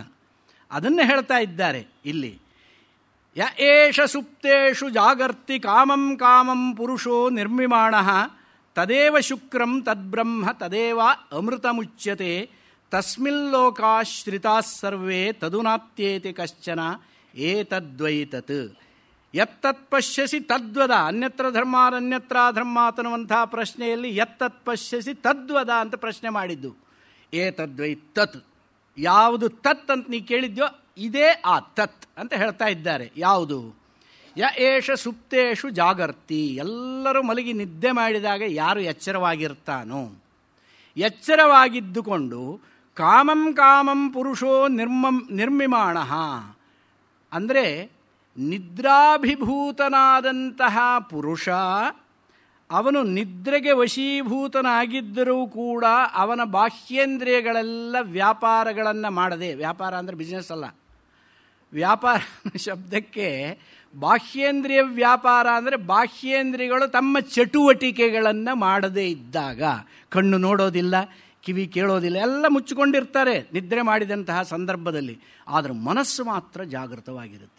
ಮನಸ್ಸು ಜಾಗೃತವಾಗಿದ್ದಾಗಲೇನೆಯೇ ನಿಮಗೆ ಸ್ವಪ್ನ ಬೀಳೋದು. ಮನಸ್ಸು ಇಲ್ಲ ಅಂದರೆ ಸ್ವಪ್ನ ಬರೋದಿಲ್ಲ.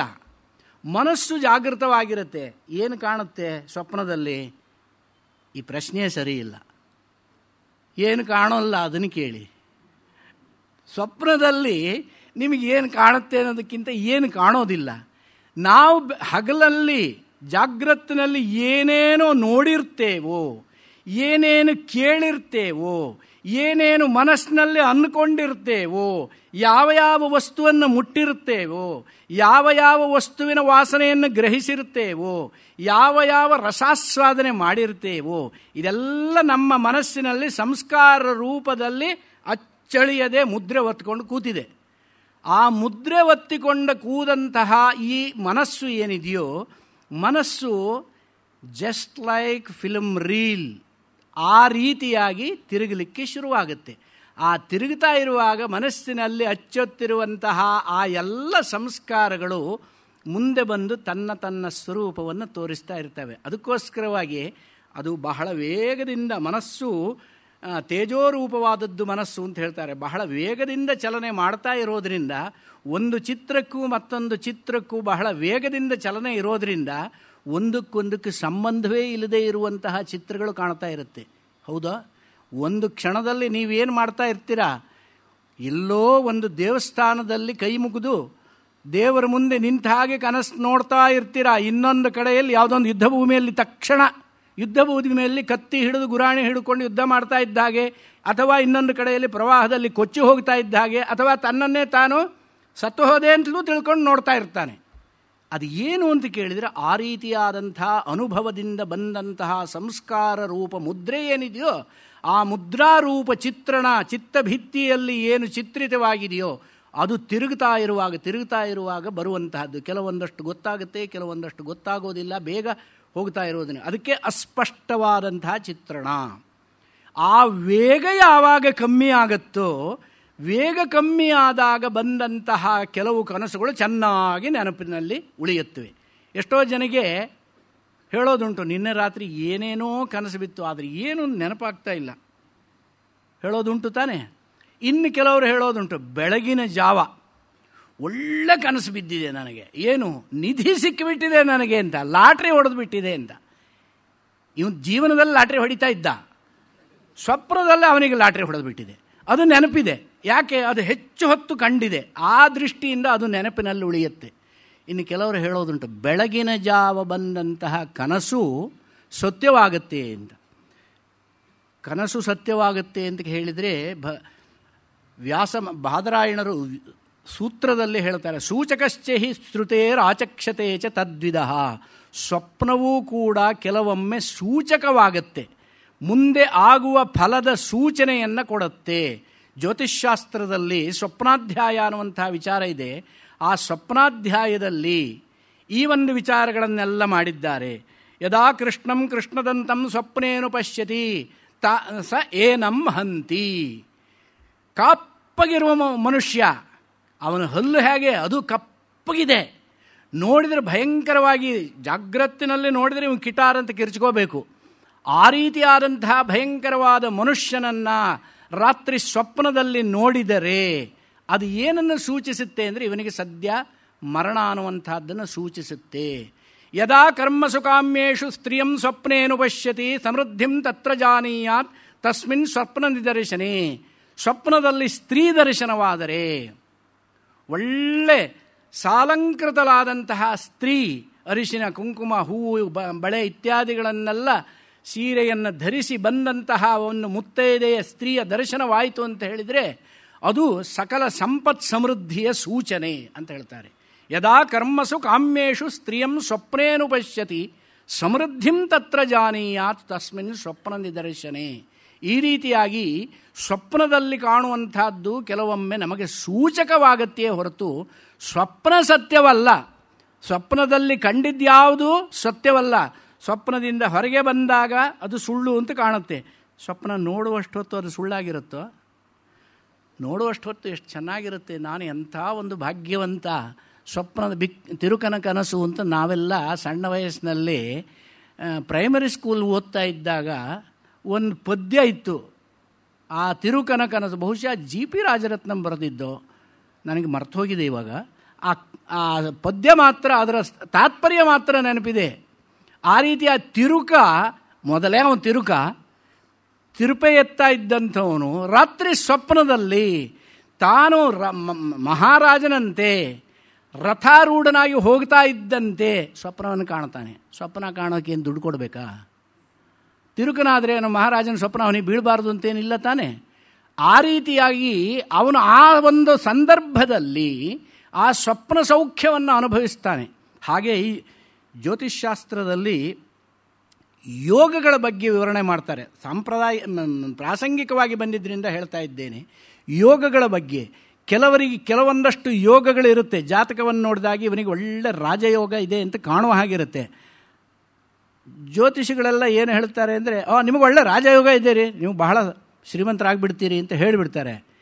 ಇವನಿಗೆ ಶ್ರೀಮಂತರಾಗೋದು ಹೇಗಿರಲಿ, ಎಲ್ಲೋ ಡಿಪಾಸಿಟ್ ಇರ್ತಾನೆ, ಅವನು ಕೂಡ ಬೋರ್ಡ್ ಎತ್ತಿಬಿಡ್ತಾನೆ, ಇವನಿಗೆ ಇದ್ದಿದ್ದಕ್ಕೂ ಮೋಸ ಆಗಿಬಿಡುತ್ತೆ.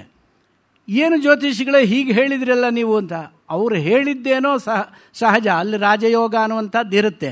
ಆದರೆ ರಾಜಯೋಗ ಭಂಗಾಧ್ಯಾಯದಲ್ಲಿ ಹೇಳಿರುವಂತಹ ಭಂಗಯೋಗ ಒಂದಿದೆ, ಅದನ್ನು ಅವರು ಹೇಳೇ ಇಲ್ಲ. ಇವನಿಗೆ ರಾಜಯೋಗ ಇದ್ದರೂ ಕೂಡ ಭಂಗವಾಗ್ತಾ ಇತ್ತು. ಇನ್ನು ಕೆಲವರಿಗೆ ಆ ರಾಜಯೋಗ ಇದ್ದರೂ ಕೂಡ ಜಾಗ್ರತ್ತಿನಲ್ಲಿ ಅನುಭವಿಸುವ ಯೋಗ ಇದ್ದರೆ ಸ್ವಪ್ನದಲ್ಲಿ ಆ ಭೋಗ ಬಂದ್ಬಿಡುತ್ತೆ ಅವನಿಗೆ. ಸ್ವಪ್ನದಲ್ಲಿ ಆ ಸೌಖ್ಯ. ಇದು ಒಂದು ಘಟನೆ ನಡೆದಿತ್ತು. ಒಬ್ಬ ಹುಡುಗಿಯನ್ನು ಪ್ರೀತಿಸಿದ್ದ, ಅವಳನ್ನೇ ಮದುವೆ ಆಗಬೇಕು ಅಂತ ಇವನು ಹಠ ಹಿಡಿದಿದ್ದ. ತಂದೆ ತಾಯಿಗಳ ವಿರೋಧ ಇತ್ತು, ಆದರೂ ಕೂಡ ಅವನು ಬಿಡ್ತಾ ಇರಲಿಲ್ಲ. ನಿತ್ಯವೂ ಅವಳದೇ ಧ್ಯಾನ ಇವನಿಗೆ. ಸರ್ವದಿಕ್ಷಪಿ ಸೈವಮೇ, ಎಲ್ಲಿ ಹೋದರೂ ಕುಂತಲ್ಲಿ ನಿಂತಲ್ಲಿ ಅವನದೇ ಧ್ಯಾನ ಅಂತ ಹೇಳೋಲ್ವೇ. ಹಾಗೆ ಅವನಿಗೆ ಆ ಸ್ಥಿತಿ ತಲುಪಿದ್ದಂತಹ ಮನುಷ್ಯ ಹಗಲೆಲ್ಲ ಯಾವ ಧ್ಯಾನವನ್ನು ನಿರಂತರವಾಗಿ ಮಾಡ್ತಾನೋ, ಸ್ವಪ್ನದಲ್ಲಿ ಕಾಣದೇ ಇರುತ್ತೋ, ಆ ರೀತಿಯಾಗಿ ಇದ್ದಂಥ ಮನುಷ್ಯನಿಗೆ ಸ್ವಪ್ನದಲ್ಲಿ ಅವಳ ಜೊತೆ ಮದುವೆ ಆಗೋಗ್ಬಿಡುತ್ತೆ. ಹೋಗ್ಬಿಡಿ, ಅವನ ಯೋಗ ಆಗೋಯ್ತಲ್ಲಿ. ಅವನಿಗೆ ಜಾಗ್ರತ್ತಿನಲ್ಲಿ ಅವಳ ಜೊತೆ ಮದುವೆ ಆಗಲೇ ಇಲ್ಲ, ಕೊನೆಗೂ ಕೂಡ ಸ್ವಪ್ನದಲ್ಲಿ ಆ ಯೋಗ ಬಂದೋಯ್ತು. ಹೀಗೆ ಕೆಲವೊಂದಷ್ಟು ಯೋಗಗಳು ಜಾಗ್ರತ್ತಿನಲ್ಲಿ ಆಗದೇ ಇದ್ದರೂ ಕೂಡ ಸ್ವಪ್ನದಲ್ಲಿ, ಯಾಕೆಂದರೆ ಆ ಯೋಗದ ಭಂಗವಾಗುವಂತಹ ಕಾರಣಗಳು ಬಲಿಷ್ಠವಾಗಿದ್ದಾಗ ಅವನಿಗೆ ಜಾಗ್ರತ್ತಿನಲ್ಲಿ ಆ ಯೋಗ ಬರೋದಿಲ್ಲ, ಸ್ವಪ್ನದಲ್ಲಿ ಆ ಯೋಗ ಅನುಭವ ಅನ್ನುವಂಥದ್ದು ಬರುತ್ತೆ. ಇದು ಆ ರೀತಿಯಾಗಿ ಹೇಳ್ತಾರೆ. ಅಂತಹ ಸ್ವಪ್ನ ಅನ್ನುವಂಥದ್ದಿಲ್ಲ, ಮಾನಸಿಕ ವ್ಯಾಪಾರ, ಮನಸ್ಸಿನ ಒಂದು ಚಟುವಟಿಕೆ. ಆ ಮನಸ್ಸಿನ ಚಟುವಟಿಕೆ ಕೇವಲ ಮನಸ್ಸು ತಾನಾಗೇ ಮಾಡಲಿಕ್ಕೆ ಸಾಧ್ಯವೇ ಅಂತ ಕೇಳಿದರೆ ಇಲ್ಲ, ತಾನಾಗೇ ಅದನ್ನು ಮಾಡಲಿಕ್ಕಾಗೋದಿಲ್ಲ. ಮನಸ್ಸು ಜಡ, ಅಂತಃಕರಣ ಮನಸ್ಸು ಅಂತ ಏನು ಹೇಳ್ತೀವಿ, ಇದು ಜಡಸ್ವರೂಪವಾದ್ದು ತಾನಾಗೇ ಯಾವ ಚಟುವಟಿಕೆಯನ್ನು ಮಾಡೋದಿಲ್ಲ. ನಿಮ್ಮ ಮನೆಯಲ್ಲಿ ಕಾರು ಇರಬಹುದು, ನೀವು ಹೋಗಿ ಕೂತು ಬಿಟ್ಟರೆ ಹೊರಟು ಬಿಡುತ್ತೋ ಅದು. ಯಾವುದೇ ಅಚೇತನ ಜಡ ಪದಾರ್ಥ ಅದರಲ್ಲಿ ಚಟುವಟಿಕೆ ಬರಬೇಕಾದ್ರೆ ಅದರ ಹಿಂದೆ ಚೈತನ್ಯ ಇರಲೇಬೇಕು.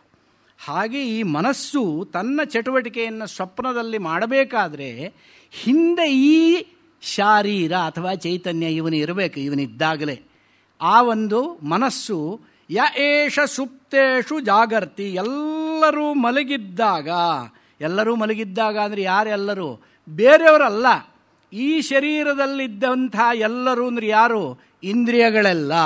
ಇಂದ್ರಿಯಗಳೆಲ್ಲ ಮಲಗಿಬಿಟ್ಟಿದ್ದಾವೆ, ಯಾವ ಇಂದ್ರಿಯವೂ ಕೆಲಸ ಮಾಡೋದಿಲ್ಲ. ಆ ರೀತಿಯಾಗಿ ನೋಡಿ, ಕಣ್ಣು ಇಲ್ಲ, ಆವಾಗ ಕಿವಿ ಇಲ್ಲ, ಮೂಗಿಲ್ಲ, ನಾಲಿಗೆ ಇಲ್ಲ, ಚರ್ಮ ಇಲ್ಲ, ಆದರೂ ಕೂಡ ಸ್ವಪ್ನದಲ್ಲಿ ನೋಡ್ತಾನೆ, ಕೇಳ್ತಾನೆ, ಗಂಧದ ಪರಿಮಳವನ್ನು ವಾಸನೆಯನ್ನು ಗ್ರಹಿಸ್ತಾನೆ, ರಸಾಸ್ವಾದನೆ ಮಾಡ್ತಾನೆ, ಸ್ಪರ್ಶ ಸೌಖ್ಯವನ್ನು ಅನುಭವಿಸ್ತಾನೆ. ಇದು ಯಾವುದೂ ಇಲ್ಲದೆ ಹೋದರೂ ಅದಷ್ಟು ಆಗೋದು ಹೇಗೆ? ಯಾವುದರಿಂದ? ಅವನು ಸ್ವಲ್ಪ ವಿಚಾರ ಮಾಡಬೇಕಲ್ವೇ ಅಂತ ಕೇಳಿದರೆ, ಇದಿಷ್ಟು ಆಗೋದು ಮನೋಮೂಲಕವಾಗಿ ಆಗ್ತಾ ಇರುವಾಗ ಮನಸ್ಸು ಜಡವಾಗಿದ್ದರೆ ಆಗೋದು ಹೇಗೆ? ಅನುಭವಿಸುವವನು ಯಾರು? ನಾವು ಸ್ವಪ್ನವನ್ನು ಬಹಳ ವಿಚಾರ ಮಾಡಿದಾಗ ಸ್ವಪ್ನದ ಅನುಭವ ಯಾರಿಗಾಗತ್ತೆ? ಆ ಅನುಭವ ಮಾಡಿಕೊಳ್ಳುವವನಿಗೆ ಇಂದ್ರಿಯಗಳಿಲ್ಲದೆ ಅನುಭವ ಆಗೋದು ಹೇಗೆ? ಆದರೂ ಇಂದ್ರಿಯಗಳಿಲ್ಲದೆ, ಕಣ್ಣಿಲ್ಲದೆ ನೋಡ್ತಾ ಇದ್ದಾನೆ, ಕಿವಿ ಇಲ್ಲದೆ ಕೇಳ್ತಾ ಇದ್ದಾನೆ. ಹಾಗಾದರೆ ಇದರೆಲ್ಲರ ಹಿಂದೆ ಜಾಗ್ರತ್ತಿನಲ್ಲಿ ನೋಡುವವನು ಯಾರು? ಕೇಳುವವನು ಯಾರು? ಜಾಗ್ರತ್ತಿನಲ್ಲಿ ಕೇಳುವವನೇ ಸ್ವಪ್ನದಲ್ಲಿ ಕೇಳುವವನು, ಜಾಗ್ರತ್ತಿನಲ್ಲಿ ನೋಡುವವನೇ ಸ್ವಪ್ನದಲ್ಲೂ ನೋಡುವವನು. ಜಾಗ್ರತ್ತಿನಲ್ಲಿ ನೋಡೋದಕ್ಕೆ ಕಣ್ಣು ಒಂದು ಸಾಧನ ಅಷ್ಟೇ, ಕಣ್ಣಲ್ಲ ನೋಡುವುದಕ್ಕೆ ಕಣ್ಣು ಸಾಧನ. ಪ್ರಾಜೆಕ್ಟರ್ ಹಿಂಭಾಗದಲ್ಲಿರುತ್ತೆ, ಲೆನ್ಸ್ ಮುಂದ್ಗಡೆ ಇರುತ್ತೆ. ಲೆನ್ಸು ಆ ಒಂದು ಚಿತ್ರವನ್ನು ತೋರಿಸುವುದಕ್ಕೆ ಸಾಧನವೇ ಹೊರತು ಲೆನ್ಸೇ ಚಿತ್ರವನ್ನು ಬಿಡುತ್ತೋ? ಇಲ್ಲ ತಾನೇ, ಅದರ ಹಿಂದೆ ಇರೋದು. ಈಗ ನಾನು ಇಲ್ಲಿ ಮಾತನಾಡ್ತಾ ಇದ್ದೇನೆ, ಧ್ವನಿವರ್ಧಕ ಯಂತ್ರ ಇಲ್ಲಿದೆ, ಇದೇ ಮಾತಾಡುತ್ತೋ? ಹಿಂದೆ ನಾನು ಇಲ್ಲದೆ ಇದು ಮಾತಾಡಲಿಕ್ಕೆ ಸಾಧ್ಯವೋ? ಅಚೇತನ ಪದಾರ್ಥ ತಾನೇ ಚಟುವಟಿಕೆ ಮಾಡೋದಿಲ್ಲ. ಹಾಗೇನಿಗೆ ಈ ಸ್ವಪ್ನದಲ್ಲಿ ನಮಗೆ ಅನುಭವ ಎಲ್ಲ ಆಗ್ತಾ ಇದ್ದರೆ, ಈ ಚಿತ್ರಗಳೆಲ್ಲ ಆಗ್ತಾ ಇದ್ದರೆ ಅದರ ಹಿಂದೆ ಚೈತನ್ಯ ಇದೆ, ಮನಸ್ಸಿನ ಹಿಂದೆ ಚೈತನ್ಯವಿದೆ. ಆ ಚೈತನ್ಯವೇ ಈ ಮನಸ್ಸಿನ ಚಾಲನೆಯನ್ನು ಮಾಡಿ, ಚಟುವಟಿಕೆಯನ್ನು ಉಂಟಾಗುವಂತೆ ಮಾಡಿ ಅದರಲ್ಲಿ ಚಿತ್ರವನ್ನು ತೋರಿಸ್ತಾ ಇದೆ. ಯ ಏಷ ಸುಪ್ತೇಷು ಜಾಗರ್ತಿ ಕಾಮಂ ಕಾಮಂ ಪುರುಷೋ ನಿರ್ಮಿಮಾಣ. ಆ ಪುರುಷ ಅಂತ ಹೇಳಿದರೆ ಚೈತನ್ಯ, ಅವನು ಬೇರೆ ಬೇರೆಯಾದ ಕಾಮನೆಗಳನ್ನು ನಿರ್ಮಿಮಾಣ, ರಚನೆ ಮಾಡಿ ಬೇರೆ ಬೇರೆಯಾದ ಸ್ವರೂಪಗಳನ್ನು, ಕಾಮನೆಗಳನ್ನು, ಫಲಗಳನ್ನು ತೋರಿಸ್ತಾ ಇದ್ದಾನೆ. ಅದು ಯಾರು ಅಂತ ಕೇಳಿದರೆ ತದೇವ ಶುಕ್ರಂ ತದ್ ಬ್ರಹ್ಮ ತದೇವಾಮೃತ ಮುಚ್ಯತೆ. ನೀವು ಸ್ವಪ್ನದಲ್ಲಿ ನೋಡ್ತಿರಲ್ಲ, ಆ ನೋಡುವವನಿದ್ದಾನಲ್ಲ, ಆ ನೋಡುವವನೇ ಪರಬ್ರಹ್ಮ. ಆ ನೋಡುವವನು ಬೇರೆ ಯಾರೂ ಅಲ್ಲ, ಅವನೇ ಪರಮಾತ್ಮ ಸ್ವರೂಪ. ಆದ್ದರಿಂದ ಅಂತಹ ತದೇವ ಅಮೃತ ಮುಚ್ಯತೆ, ಅದು ಯಾವಾಗಲೂ ಇರುವಂತಹದ್ದು. ನೋಡಿ, ಸ್ವಪ್ನದಲ್ಲಿ ಇಂದ್ರಿಯಗಳಿಲ್ಲದೇ ಇದ್ದರೂ ನೋಡ್ತಾನೆ, ಜಾಗ್ರತ್ತಿನಲ್ಲಿ ಬಂದಾಗಲೂ ನೋಡ್ತಾನೆ. ಜಾಗ್ರತ್ತಿನಲ್ಲಿ ನೋಡುವವನು ಬೇರೆ, ಸ್ವಪ್ನದಲ್ಲಿ ನೋಡುವವನು ಬೇರೆ, ಸುಷುಪ್ತಿಯಲ್ಲಿ ಅನುಭವಿಸುವವನು ಬೇರೆ ಅಂತ ಆಗೋದಿಲ್ಲ. ಯ ಏವಾಹಂ ಜಾಗ್ರತ್ಯ ಪಶ್ಯಂ ಸ ಏವಾಹಂ ಸ್ವಪ್ನೆ ಗಜಮದ್ರಾಕ್ಷಂ. ಯಾವ ನಾನು ಜಾಗ್ರತ್ತಿನಲ್ಲಿ ಆನೆಯನ್ನು ನೋಡಿದೆನೋ ಅದೇ ಆನೆಯನ್ನು ಸ್ವಪ್ನದಲ್ಲೂ ನಾನೇ ನೋಡಿದೆ ಅಂತ ಹೇಳ್ತೀವೋ ಇಲ್ವೋ?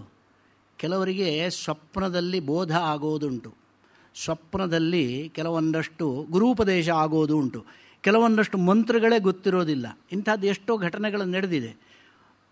ಹಾಗೆ ಯಾವುದೋ ಒಂದು ಸ್ವಪ್ನದಲ್ಲಿ ನೋಡಿ, ನಿಮ್ಮ ಮನೆಯ ಪಶ್ಚಿಮ ದಿಕ್ಕಿನ, ನಿಮ್ಮ ಮನೆಯಿಂದ ಒಂದು 100 ಅಡಿ ದೂರದಲ್ಲಿ ಪಶ್ಚಿಮ ದಿಕ್ಕಿನಲ್ಲಿ ಒಂದು ದೊಡ್ಡ ಮರ ಇದೆ. ಆ ಮರದ ಬುಡದಲ್ಲಿ ಒಂದು ಕಲ್ಲು ಇದೆ, ಅದು ದೇವತೆಗೆ ಸಂಬಂಧಪಟ್ಟಂತಹ ಕಲ್ಲು ಅನ್ನುವಂಥದ್ದು ಸ್ವಪ್ನದಲ್ಲಿ ಬಂದುಬಿಡುತ್ತೆ. ಇದು ನಾನು ಯಾವುದು ಸುಳ್ಳು ಹೇಳ್ತಾ ಇಲ್ಲ, ನಮ್ಮ ಮನೆಯಲ್ಲಾಗಿರೋ ಘಟನೆ ಇದು. ನಮ್ಮ ಮನೆಯಿಂದ ಸ್ವಲ್ಪ ದೂರದಲ್ಲಿ ಒಂದು ಕಾಡಿದೆ, ನಮ್ಮ ಹದ್ದುಬಸ್ತಿನಲ್ಲೇ ಇದ್ದಂತಹ ಕಾಡು. ಆ ಕಾಡಿನಲ್ಲಿ ನಮಗೇನೋ ಸ್ವಲ್ಪ ಉಪಟಳವಾಗ್ತಾ ಇತ್ತು.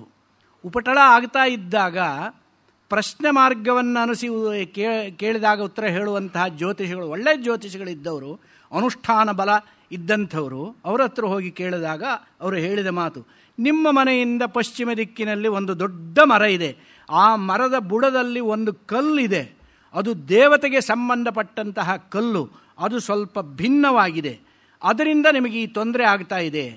ಎಲ್ಲಿಲ್ಲವಲ್ಲ, ನಮ್ಮಲ್ಲಿ ಅಲ್ಲೆಲ್ಲೋ ಅಂಥದ್ದು, ಅದು ಚೌಡಿಗೆ ಸಂಬಂಧಪಟ್ಟ ಕಲ್ಲು ಅಂತ ಹೇಳಿದರು.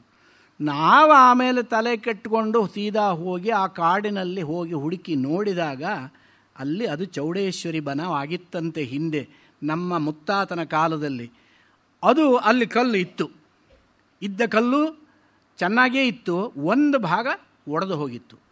ಇದು ಎಷ್ಟೋ ಇದು ನಮ್ಮ ಅಣ್ಣನಿಗೆ ಸ್ವಪ್ನದಲ್ಲಿ ಬಂದಿದ್ದು. ಈ ರೀತಿಯಾಗಿ ಬರುವಂತಹ ಒಂದೊಂದು ಸಂದರ್ಭಗಳು, ಅದಕ್ಕೆ ಹೇಳೋದು ಸ್ವಪ್ನ ಸೂಚಕವಾಗುತ್ತೆ. ಹಾಗೆ ಈ ಒಂದು ನಾವು ಸ್ವಪ್ನದಲ್ಲಿ ಏನೇನು ನೋಡ್ತೇವೋ ನೋಡುವುದರ ಹಿಂದೆ, ಅಂದರೆ ನೋಡುವವನೊಬ್ಬನಿದ್ದಾನೆ, ನೋಡುವುದಕ್ಕೆ ಸಾಧನ ಮನಸ್ಸು, ಮನಸ್ಸಿನ ದ್ವಾರ ಅವನು ಅನೇಕ ವಿಧವಾಗಿ ತೋರಿಸ್ತಾ ಇರ್ತಾನೆ. ತಸ್ಮಿನ್ ಲೋಕಾಶ್ರಿತಾ ಸರ್ವೇ ತದುನಾತ್ಯೇತಿ ಕಶ್ಚನ. ನೀನು ಕೇಳಿದ್ಯಲ್ಲೇ ಯಾವುದು ಅಂತ, ಅದೇ ಇದು. ಏತದ್ವೈ ತತ್ ತಸ್ಮಿನ್ ಲೋಕಾಶ್ರಿತಾ ಸರ್ವೇ, ಎಲ್ಲ ಲೋಕಗಳು ಕೂಡ ಆ ಪರಮಾತ್ಮನಲ್ಲೇ ಆಶ್ರಯಿಸಿ ಇರುವಂಥವುಗಳು.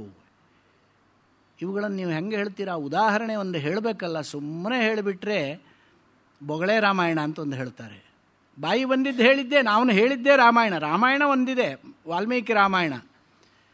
ವಾಲ್ಮೀಕಿ ರಾಮಾಯಣ ಬೇರೆ, ತೊರವೇ ರಾಮಾಯಣ ಬೇರೆ. ಬೊಗಳೆ ರಾಮಾಯಣ ಕೇಳಿದ್ದೀರೋ? ಒಬ್ಬರಿದ್ರಂತೆ, ಅವರು ಹೇಳಿದ್ದೇ ರಾಮಾಯಣ, ಹಾಗೆ ಅದು ಬೊಗಳೆ ರಾಮಾಯಣ. ಅದು ಪ್ರಯೋಜನವಿಲ್ಲ. ಯಾವುದನ್ನು ಹೇಳಿದರೂ ಅದಕ್ಕೊಂದು ಪ್ರಮಾಣವಿದ್ದಾಗ ಆ ಮಾತಿಗೆ ಬೆಲೆ ಬರುತ್ತದೆ. ಹಾಗೆ ಸ್ವಪ್ನದಲ್ಲಿ ಹೀಗೆ ಇರುವಂತಹದ್ದಕ್ಕೆ ಒಂದು ಉದಾಹರಣೆಯನ್ನು ಯಾವುದೇ ಆಗಲಿ ದೃಷ್ಟಾಂತ ಪುರಸ್ಸರವಾಗಿ, ಉದಾಹರಣ ಪುರಸ್ಸರವಾಗಿ, ಪ್ರಮಾಣ ಪುರಸ್ಸರವಾಗಿ ನಿರೂಪಣೆ ಮಾಡಿದಾಗ ಒಪ್ಪಿಕೊಳ್ಬೇಕಾಗುತ್ತೆ. ಅದನ್ನು ಹೇಳ್ತಾ ಇದ್ದಾರೆ. ಅಗ್ನಿರ್ಯಥೈಕೋ ಭುವನಂ ಪ್ರವಿಷ್ಟೋ ರೂಪಂ ರೂಪಂ ಪ್ರತಿರೂಪೋ ಬಭೂವ ಏಕಸ್ತಥಾ ಸರ್ವಭೂತಾಂತರಾತ್ಮ ರೂಪಂ ರೂಪಂ ಪ್ರತಿರೂಪೋ ಬಹಿಶ್ಚ. ಅಗ್ನಿ ಇದ್ದಾನೆ. ಅಗ್ನಿ ಅಂದರೆ ತೇಜಃ ಪದಾರ್ಥ. ತೇಜಃ ಪದಾರ್ಥ ಈ ಲೋಕದಲ್ಲಿ ಇರುವಂತಹದ್ದು. ಈ ಲೋಕದಲ್ಲಿ ಇದ್ದಂತಹ ಅಗ್ನಿಯೇ ಹೇಗಿದ್ದಾನೆ ಅಂತ ಕೇಳಿದರೆ, ಅವನು ತೇಜಃಪದಾರ್ಥವಾಗಿರುವಂತಹ ಅಗ್ನಿ ಈ ಲೋಕಕ್ಕೆ ಬಂದು ಅನೇಕ ರೂಪದಲ್ಲಿ ನಮಗೆ ತೋರ್ತಾ ಇದ್ದಾನೆ. ಹಾಗೆ ಸೂರ್ಯನ ರೂಪದಲ್ಲಿ ತೇಜಃಪದಾರ್ಥ ಇದೆ, ಚಂದ್ರನ ರೂಪದಲ್ಲಿ ತೇಜಃಪದಾರ್ಥ ಇದೆ, ನಕ್ಷತ್ರಗಳ ರೂಪದಲ್ಲಿ ತೇಜಃಪದಾರ್ಥ ಇದೆ, ದೀಪಗಳ ರೂಪದಲ್ಲಿ ತೇಜಃಪದಾರ್ಥ ಇದೆ, ಅಗ್ನಿ ಕಣಗಳ ರೂಪದಲ್ಲಿ ತೇಜಃಪದಾರ್ಥ ಇದೆ. ಇನ್ನೂ ಹೇಳಿದರೆ ಆಧುನಿಕವಾಗಿ ಭಾಷೆಯಲ್ಲಿ ಈ ರೇಡಿಯಂ ಅಂತ ಏನು ಹೇಳ್ತೀವಿ, ರೇಡಿಯಂ ಅನ್ನುವಂಥದ್ದು ಅದು ತೇಜಸ್ಸಿನ ಒಂದು ಅಂಶವೇ. ಆ ರೀತಿಯಾಗಿ ಒಬ್ಬನೇ ಅಗ್ನಿ ಅನೇಕ ವಿಧವಾಗಿ ಹೇಗೆ ಅಭಿವ್ಯಕ್ತವಾಗ್ತಾನೋ ಹಾಗೆ ಒಬ್ಬನೇ ಪರಮಾತ್ಮ ಅನೇಕ ವಿಧವಾಗಿ ಅನೇಕ ರೂಪವನ್ನು ಪಡೆಯುತ್ತಾನೆ. ಈ ಅಗ್ನಿ ಕಾಷ್ಠ ಸಂಪೃಕ್ತವಾದಾಗ ಜ್ವಲನ ರೂಪದಲ್ಲಿ ನಮಗೆ ಅಭಿವ್ಯಕ್ತವಾಗ್ತಾನೆ. ಅದೇ ಅಗ್ನಿ ಕಬ್ಬಿಣದ ಜೊತೆ ಇದ್ದಾಗ ಕೆಂಪಾಗಿ ಮಾತ್ರ ಕಾಣ್ತಾನೆ, ಜ್ವಲನ ರೂಪದಲ್ಲಿ ಕಾಣೋದಿಲ್ಲ. ಹಾಗೆ ಅದೇ ಅಗ್ನಿ ನೀರಿನ ಜೊತೆ ಪಟ್ಟಾಗ ಅಗ್ನಿ ನಮಗೆ ಉಷ್ಣ ರೂಪದಲ್ಲಿ ಕಾಣ್ತಾನೆ, ಜ್ವಲನ ರೂಪದಲ್ಲಿ ಕಾಣೋದಿಲ್ಲ. ಒಬ್ಬನೇ ಅಗ್ನಿಗೆ ಅನೇಕ ವಿಧವಾದಂಥ ಪ್ರತೀತಿ ಹೇಗಿದೆಯೋ ಹಾಗೆ ಪರಮಾತ್ಮನೂ ಕೂಡ ಎಲ್ಲ ಪ್ರಾಣಿಗಳ ಅಂತರಾತ್ಮನಾಗಿ ಇದ್ಬಿಟ್ಟು ಆಯಾ ರೂಪದಲ್ಲೇ ಅಭಿವ್ಯಕ್ತನ. ಇವನು ಜೀವ, ಇವನು ಮನುಷ್ಯ, ಇವನು ಹಸು, ಇದು ಅಶ್ವ, ಇದು ಗಜ ಇತ್ಯಾದಿಯಾಗಿ ಪ್ರಾಣಿ ರೂಪದಲ್ಲೇ ಅಭಿವ್ಯಕ್ತನಾಗ್ತಾ ಇದ್ದಾನೆ. ಹಾಗೆ ಮತ್ತೊಂದು ಉದಾಹರಣೆ, ವಾಯುರ್ಯಥೈಕೋ ಭುವನಂ ಪ್ರವಿಷ್ಟೋ ರೂಪಂ ರೂಪಂ ಪ್ರತಿರೂಪೋ ಬಭೂವ ಏಕಸ್ತಥಾ ಸರ್ವಭೂತಾಂತರಾತ್ಮ ರೂಪಂ ರೂಪಂ ಪ್ರತಿರೂಪೋ ಬಹಿಶ್ಚ. ವಾಯುವಿದ್ದಾನೆ, ವಾಯು ಒಬ್ಬನೇ, ಆದರೆ ನಮ್ಮ ದೇಹದಲ್ಲಿ ಸೇರಿದಾಗ ಇದೇ ವಾಯು ಪ್ರಾಣಾಪಾನ ವ್ಯಾನ ಉದಾನ ಸಮಾನ ರೂಪದಲ್ಲಿ 5 ವಿಧವಾಗಿ ಇರುವಂಥವನು. ಅನೇಕ ವಿಧವಾಗ್ತಾನೆ, ಒಬ್ಬನೇ ಅನೇಕ ವಿಧವಾಗ್ತಾನೆ. ಅದೇ ವಾಯು ಒಂದು ಟ್ಯೂಬಿನ ಒಳಗೆ ಸೇರಿದಾಗ ಚಕ್ರದ ಒಂದು ಗತಿಗೆ ಕಾರಣವಾಗುವಂಥವನು. ಆ ರೂಪದಲ್ಲಿರುವ ವಾಯು ಬೇರೆ, ಶರೀರದಲ್ಲಿ ಬಂದಾಗ ಇರುವಂತಹ ವಾಯುವೇ ಬೇರೆ. ಬೇರೆ ಬೇರೆ ಪ್ರಾಣಿಗಳಲ್ಲೂ ಕೂಡ ಆಯಾ ಪ್ರಾಣರೂಪದಲ್ಲಿ ಇರುವಂಥವನು. ಹಾಗೆ ಪರಮಾತ್ಮನು ಅನೇಕ ವಿಧವಾಗಿ. ಹಾಗೆ ಸೂರ್ಯೋ ಯಥಾ ಸರ್ವಲೋಕಸ್ಯ ಚಕ್ಷುಃ ನಲಿಪ್ಯತೆ ಚಾಕ್ಷುಷೈರ್ಬಾಹ್ಯದೋಷೈ ಏಕಸ್ತಥಾ ಸರ್ವಭೂತಾಂತರಾತ್ಮ ನಲಿಪ್ಯತೆ ಲೋಕದುಃಖೇನ ಬಾಹ್ಯ. ಹೌದಪ್ಪ, ಪರಮಾತ್ಮ ಅನ್ನುವಂಥದ್ದು ಈ ಶರೀರದಲ್ಲಿ ಸೇರಿಕೊಂಡಿದ್ದಾಗ ಈ ಶರೀರದಲ್ಲಿ ಆಗುವಂತಹ ಸುಖ ದುಃಖಗಳು ಪಾಪ ಪುಣ್ಯಗಳ ಸಂಸ್ಪರ್ಶ ಪರಮಾತ್ಮನಿಗಾಗೋದಿಲ್ವೇ ಅನ್ನುವಂತಹ ಶಂಕೆ ಬರುತ್ತೆ ತಾನೆ. ಈಗ ನಮ್ಮಲ್ಲಿ ಏನಿದೆ ಅಂದರೆ, ಆಧುನಿಕ ಕಾನೂನುಗಳೇನಿದೆಯೋ, ಯಾರಾದರೂ ಒಬ್ಬರ ಅಪರಾಧ ಮಾಡಿದರೆ ಅವನು ಅಪರಾಧಿ, ಆ ಅಪರಾಧಿಗೆ ಆಶ್ರಯ ಕೊಟ್ಟವನು ಅಪರಾಧಿ ಆಗ್ತಾನೆ ತಾನೆ, ಅವನನ್ನು ತೊಗೊಂಡೋಗಿ ಒಳಗಾಗ್ತಾರೆ. ಹಾಗೆ ಈ ಒಂದು ಅಪರಾಧಿ ಸ್ಥಾನದಲ್ಲಿ ನಿಂತವನು ಜೀವ ಅಥವಾ ಈ ಶರೀರ. ಅಪರಾಧವನ್ನು ಮಾಡುವುದಕ್ಕೆ ಈ ಶರೀರವೇ ಸಾಧನ. ಒಬ್ಬನಿಗೆ ಹೊಡೆಯುತ್ತಾರೆ, ಒಬ್ಬನಿಗೆ ಬೈತಾರೆ, ನಿಂದೆ ಮಾಡ್ತಾರೆ, ಇದೆಲ್ಲ ಪಾಪ ಕೆಲಸ ತಾನೆ. ಆ ಶರೀರದ ಒಳಗೆ ಇರುವಂತಹ ಪರಮಾತ್ಮನಿಗೆ ಆ ಒಂದು ದೋಷ ತಟ್ಟೋದಿಲ್ವೇ ಹಾಗಾದರೆ ಅಂತ ಕೇಳಿದರೆ ಅವನಿಗೆ ಆ ದೋಷ ತಟ್ಟೋದಿಲ್ಲ. ಸೂರ್ಯೋ ಯಥಾ ಸರ್ವಲೋಕಸ್ಯ ಚಕ್ಷುಃ. ಸೂರ್ಯ ಏನು ಮಾಡ್ತಾನೆ? ಸಂಪೂರ್ಣ ಜಗತ್ತನ್ನು ಪ್ರಕಾಶಗೊಳಿಸ್ತಾನೆ. ಪ್ರಕಾಶಗೊಳಿಸ್ತಾ ಇದ್ದ ಸೂರ್ಯ ಇದು ಪ್ರಕಾಶ್ಯ, ಇದು ಪ್ರಕಾಶ್ಯವಲ್ಲ, ಈ ರೀತಿ ತಾರತಮ್ಯ ಮಾಡ್ತಾನೋ? ಚೆನ್ನಾಗಿರೋ ದೇವಸ್ಥಾನದ ಶಿಖರವನ್ನು ಮಾತ್ರ ನಾನು ಪ್ರದರ್ಶನ ಮಾಡ್ತೇನೆ, ಒಳ್ಳೆ ಸ್ಫುರದ್ರೂಪಿಗಳು ಯಾರ್ಯಾರಿದ್ದಾರೆ ಅವರನ್ನು ಮಾತ್ರ ನಾನು ಬೆಳಕು ಹಾಕಿ ತೋರಿಸ್ತೇನೆ, ಕುರೂಪಿಗಳನ್ನು ತೋರಿಸೋದಿಲ್ಲ. ಹೀಗುಂಟೋ? ಮೇಧ್ಯವೂ ಅಮೇಧ್ಯವೂ ಅವನಿಗೆ ಒಂದೇ. ಮೇಧ್ಯವನ್ನು ಹೇಗೆ ತೋರಿಸ್ತಾನೋ ಅಮೇಧ್ಯವನ್ನೂ ತೋರಿಸ್ತಾನೆ. ಅಮೇಧ್ಯವನ್ನು ತೋರಿಸಿದ ಮಾತ್ರಕ್ಕೆ ಸೂರ್ಯನಿಗೆ ಆ ದೋಷ ಬರುತ್ತೋ, ಆ ದೋಷದ ಸಂಬಂಧ ಬರುತ್ತೋ? ಹೇಗೆ ಸರ್ವಲೋಕಸ್ಯ ಚಕ್ಷು ನಲಿಪ್ಯತೆ ಚಾಕ್ಷುಷೈರ್ಬಾಹ್ಯದೋಷೈ. ಬಾಹ್ಯದೋಷಗಳಿಂದ ಹೇಗೆ ಸೂರ್ಯನು ಲಿಪ್ತನಾಗುವುದಿಲ್ಲವೋ ಹಾಗೆ ಏಕಸ್ತಥಾ ಸರ್ವಭೂತಾಂತರಾತ್ಮ, ಎಲ್ಲ ಪ್ರಾಣಿಗಳ ಅಂತರಾತ್ಮನಾಗಿರೋದು ಅಂತ ಹೇಳಿದರೆ, ಬೃಹದಾರಣ್ಯಕೋಪನಿಷತ್ತಿನಲ್ಲಿ ಅಂತರ್ಯಾಮಿ ಬ್ರಾಹ್ಮಣ ಅನ್ನುವಂಥದ್ದು ಒಂದಿದೆ. ಆ ಅಂತರ್ಯಾಮಿ ಬ್ರಾಹ್ಮಣದಲ್ಲಿ ಪರಮಾತ್ಮನು ಎಲ್ಲ ಜೀವಿಗಳಲ್ಲಿ ಅಂತರ್ಯಾಮಿಯಾಗಿ ಇದ್ದಾನೆ ಅಂತ ಹೇಳ್ತಾನೆ. ಹೇಗಿದ್ದಾನೆ? ಯಃ ಪೃಥಿವ್ಯಾಂ ತಿಷ್ಠನ್ ಪೃಥಿವೀಮಂತರೋ ಯಂ ಪೃಥಿವೀನ ವೇದ ಪೃಥಿವೀಮಂತರೋ ಯಮಯತಿ ಯಂ ಪೃಥಿವೀನ ವೇದ ಯಸ್ಯ ಪೃಥಿವೀ ಶರೀರಂ. ಹಾಗೆ ಯಶ್ಚಕ್ಷುಷಿ ತಿಷ್ಠನ್ ಯಸ್ ಸೂರ್ಯೇ ತಿಷ್ಠನ್ ಯಶ್ಚಂದ್ರಮಸಿ ತಿಷ್ಠನ್ ಯ ಆಕಾಶೇ ತಿಷ್ಠನ್ ಆಕಾಶಮಂತರೋಯಮಯತಿ ಯಂ ಆಕಾಶೋ ನ ವೇದ ಯಸ್ಯ ಆಕಾಶಂ ಶರೀರಂ. ಇದು ಅಂತರ್ಯಾಮಿ ಬ್ರಾಹ್ಮಣದಲ್ಲಿ ಈ ರೀತಿಯಾಗಿ ಅನೇಕ ವರ್ಣನೆಗಳನ್ನು ಮಾಡಿಕೊಂಡು ಹೋಗಿದ್ದಾರೆ. ಆಕಾಶಾದಿ ಪಂಚಭೂತಗಳ ಒಳಗೆ ಇರುವಂಥವನು ಯಾರೋ, ಎಲ್ಲ ಜೀವಿಗಳ ಅಂತರ್ಯಾಮಿಯಾಗಿ ಇರುವಂಥವನು ಯಾರೋ, ಯಾರು ಅಂತರ್ಯಮನ ರೂಪದಿಂದ, ಯಮನ ಅಂತ ಹೇಳಿದರೆ ಕಂಟ್ರೋಲ್ ಮಾಡುವಂಥವನು, ನಿಯಂತ್ರಣ ಮಾಡುವಂಥವನು, ಆ ರೀತಿಯಾಗಿ ಇರುವಂಥವನು ಎಲ್ಲ ಜೀವಿಗಳಲ್ಲಿರುವವನು ಒಬ್ಬನೇ.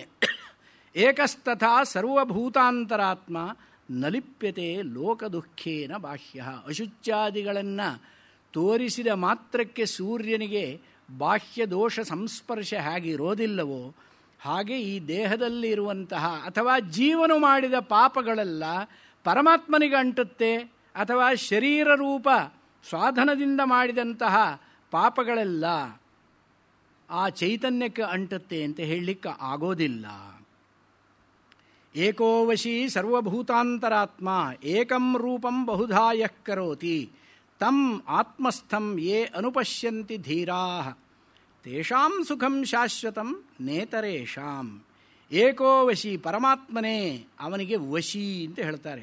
ಸರ್ವಂ ಅಸ್ಯ ವಶೇ ವರ್ತತೆ ಇತಿ ವಶಿ. ಎಲ್ಲವೂ ಅವನ ಅಧೀನದಲ್ಲಿ, ಪರಮಾತ್ಮನ ಅಧೀನದಲ್ಲಿ ಇರುವಂತಹದ್ದು. ಪರಮಾತ್ಮನನ್ನು ದಾಟಿ ನಾನು ಹೋಗ್ತೇನೆ ಅಂತ ಯಾರಿಗೂ ಹೇಳಲಿಕ್ಕಾಗೋದಿಲ್ಲ. ಯಾಕೆ? ನಾನೇ ಪರಮಾತ್ಮ, ನಾನೇ ಪರಮಾತ್ಮ ಸ್ವರೂಪವಾಗಿರುವುದರಿಂದ ಪರಮಾತ್ಮನನ್ನು ದಾಟುವುದು ಅಂದರೆ ನಾನು ನನ್ನನ್ನು ದಾಟುವುದು. ನನ್ನನ್ನು ನಾನು ದಾಟಿದರೆ ನಾನಿದ್ದೇನೋ?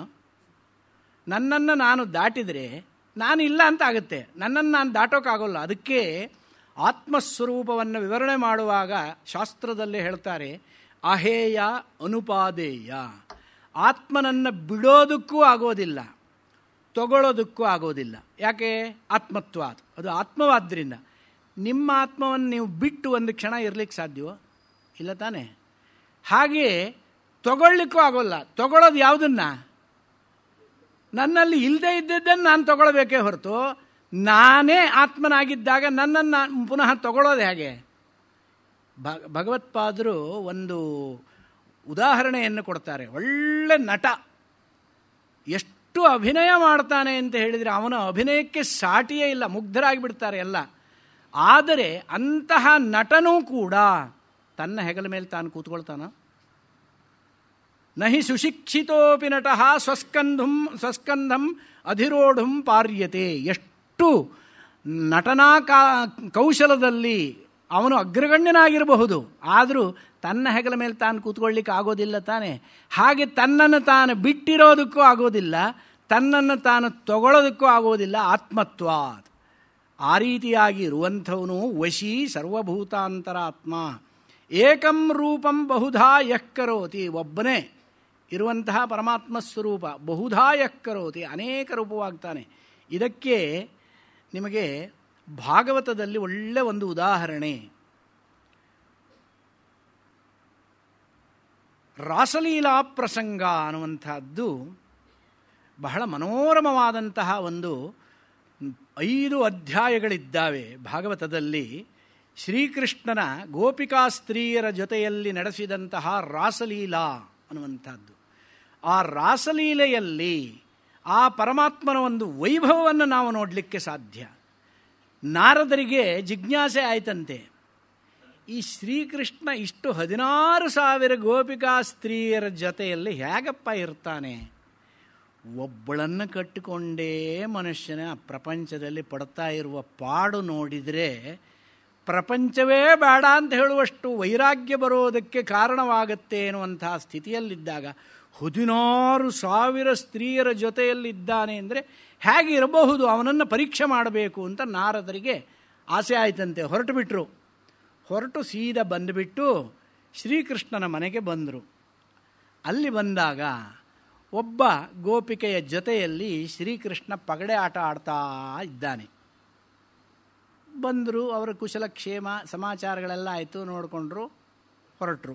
ಇನ್ನೊಂದು ಮನೆಗೆ ಹೋದರು. ಅಲ್ಲಿ ಹೋದರೆ ಸಂಗೀತಾಲಾಪನೆಯಲ್ಲಿ ತೊಡಗಿದ್ದಾನೆ ಗೋಪಿಕಾ ಸ್ತ್ರೀಯ ಜೊತೆಯಲ್ಲಿ. ಇನ್ನೊಂದು ಕಡೆಯಲ್ಲಿ ಹೋದರೆ ಇನ್ನೊಂದು ಕಡೆಯಲ್ಲಿ ನಟನೆ ಮಾಡ್ತಾ ಇದ್ದಾನೆ, ಇನ್ನೊಂದು ಕಡೆಯಲ್ಲಿ ಹೋದರೆ ಇನ್ನೊಂದು ಕಡೆಯಲ್ಲಿ ವೇದಾಧ್ಯಯನ ತತ್ಪರನಾಗಿದ್ದಾನೆ, ಮತ್ತೊಂದು ಕಡೆಗೆ ಹೋದರೆ ಶಾಸ್ತ್ರ ಚರ್ಚೆಯಲ್ಲಿ ಮುಳುಗಿದ್ದಾನೆ, ಮತ್ತೊಂದು ಕಡೆಯಲ್ಲಿ ಹೋದರೆ ಶೃಂಗಾರ ವೈಭವದಲ್ಲಿದ್ದಾನೆ. ಹೀಗೆ ಯಾವ ಯಾವ ಗೋಪಿಕಾ ಸ್ತ್ರೀಯರ ಮನೆಗೆ ಅವನು ಹೋದರೋ ನಾರದರು, ಅಲ್ಲಲ್ಲಿ ಎಲ್ಲ ಕಡೆಯಲ್ಲೂ ಕೂಡ ಆ ಒಂದು ಶ್ರೀಕೃಷ್ಣನ ಸ್ವರೂಪ ಕಂಡತಂತೆ ಅವರಿಗೆ. ಆವಾಗ ಆ ಶ್ರೀಕೃಷ್ಣನ ವೈಭವ, ಪರಮಾತ್ಮನ ಒಂದು ಅನೇಕ ಸ್ವರೂಪ, ವಿಶ್ವರೂಪ, ವೈಶ್ವರೂಪ್ಯ ಅನ್ನುವಂತಹದ್ದು ಬರುತ್ತೆ. ಆ ರಾಸಲೀಲೆಯನ್ನು ಆಡುವಂತಹ ಸಂದರ್ಭದಲ್ಲಿ ಯಮುನಾ ತೀರದಲ್ಲಿ ಅಂಗನ ಮಂಗನ ಮಂತರೇ ಚಾಂಗನ ಮಾಧವೋ ಮಾಧವೋ ಚಾಂತರೇ ಚಾಂಗನ, ಇವು ಎಷ್ಟು ಒಂದು ರಮಣೀಯವಾಗಿ ವರ್ಣನೆ ಮಾಡಿದ್ದಾರೆ ಅಂದರೆ, ಅಂಗನ ಮಂಗನ ಮಂತರೇ ಚಾಂಗನ, ಒಬ್ಬ ಗೋಪಿಕಾ ಸ್ತ್ರೀಯನ್ನು ಕೈ ಈ ಕಡೆಯಲ್ಲಿ ಹಿಡ್ಕೊಂಡಿದ್ದಾನೆ, ಈ ಕಡೆಯಲ್ಲಿ ಮತ್ತೊಂದು ಗೋಪಿಕಾ, ಆ ಗೋಪಿಕೆ ಆಚೆಯಲ್ಲಿ ಇನ್ನೊಬ್ಬ ಶ್ರೀಕೃಷ್ಣ ಇದ್ದಾನೆ, ಅಲ್ಲೇ ಆಚೆಗೆ ಇನ್ನೊಬ್ಬಳು ಗೋಪಿಕೆ.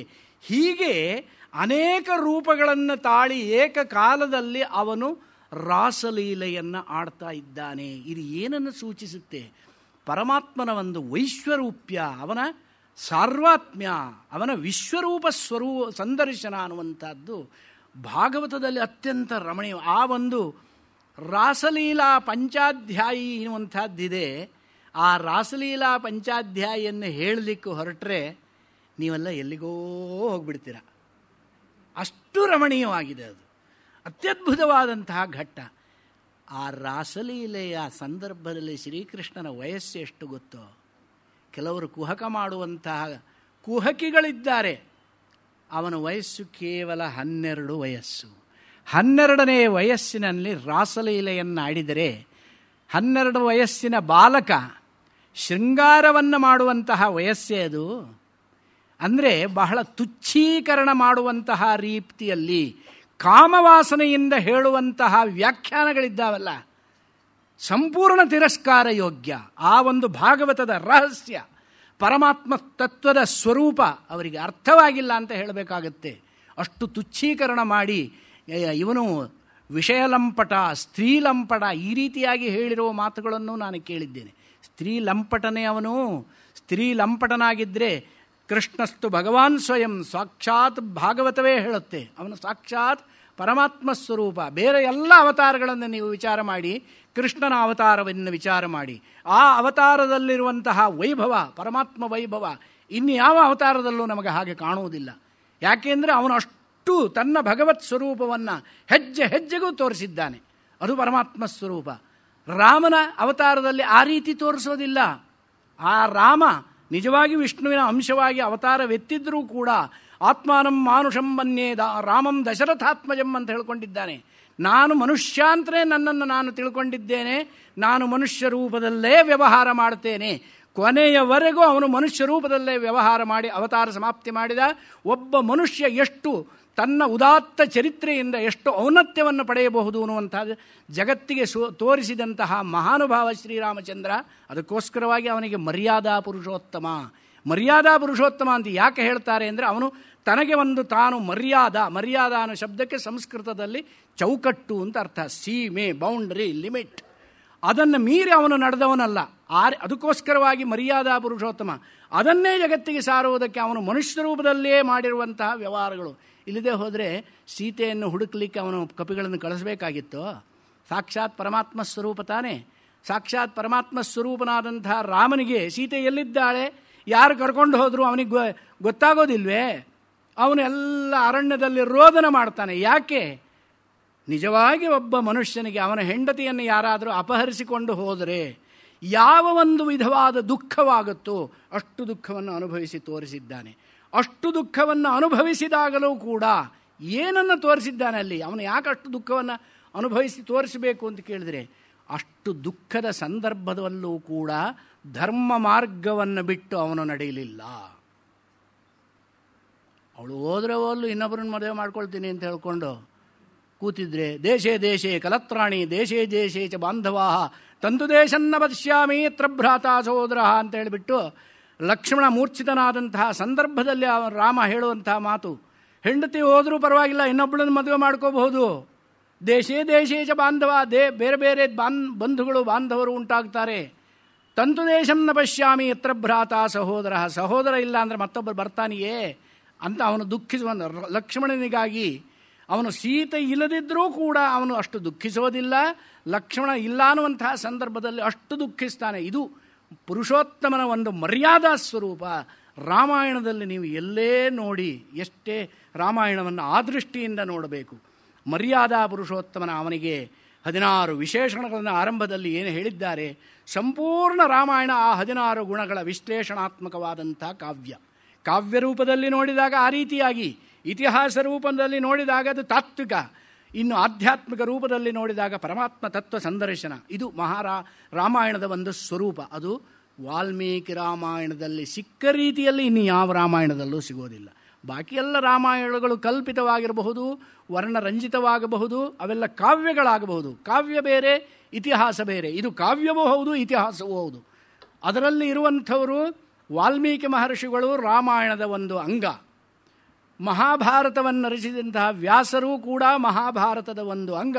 ಅವರೆಲ್ಲ ಸಾಕ್ಷಾತ್ ಒಂದು ಪಾತ್ರಧಾರಿಗಳಾಗಿ ಸಾಕ್ಷಾತ್ ಅಷ್ಟನ್ನು ನೋಡಿಬಿಟ್ಟು ಅವರು ಬರೆದಂತಹ ಮಾತು. ಆದ್ದರಿಂದ ಅದಕ್ಕೆ ಪ್ರಾಮಾಣ್ಯ ಜಾಸ್ತಿಯೇ ಹೊರತು ಕಪೋಲ ಕಲ್ಪಿತವಾಗಿ ಕವಿ ಕಲ್ಪನೆ ಮಾಡಿ ರಾಮಾಯಣವನ್ನು ಆಧರಿಸಿ ಏನೇನೋ ಬರೆದು ಬಿಟ್ಟರೆ ಅದೆಲ್ಲ ವಸ್ತುನಿಷ್ಠವಾಗಬೇಕು ಅಂತಿಲ್ಲ.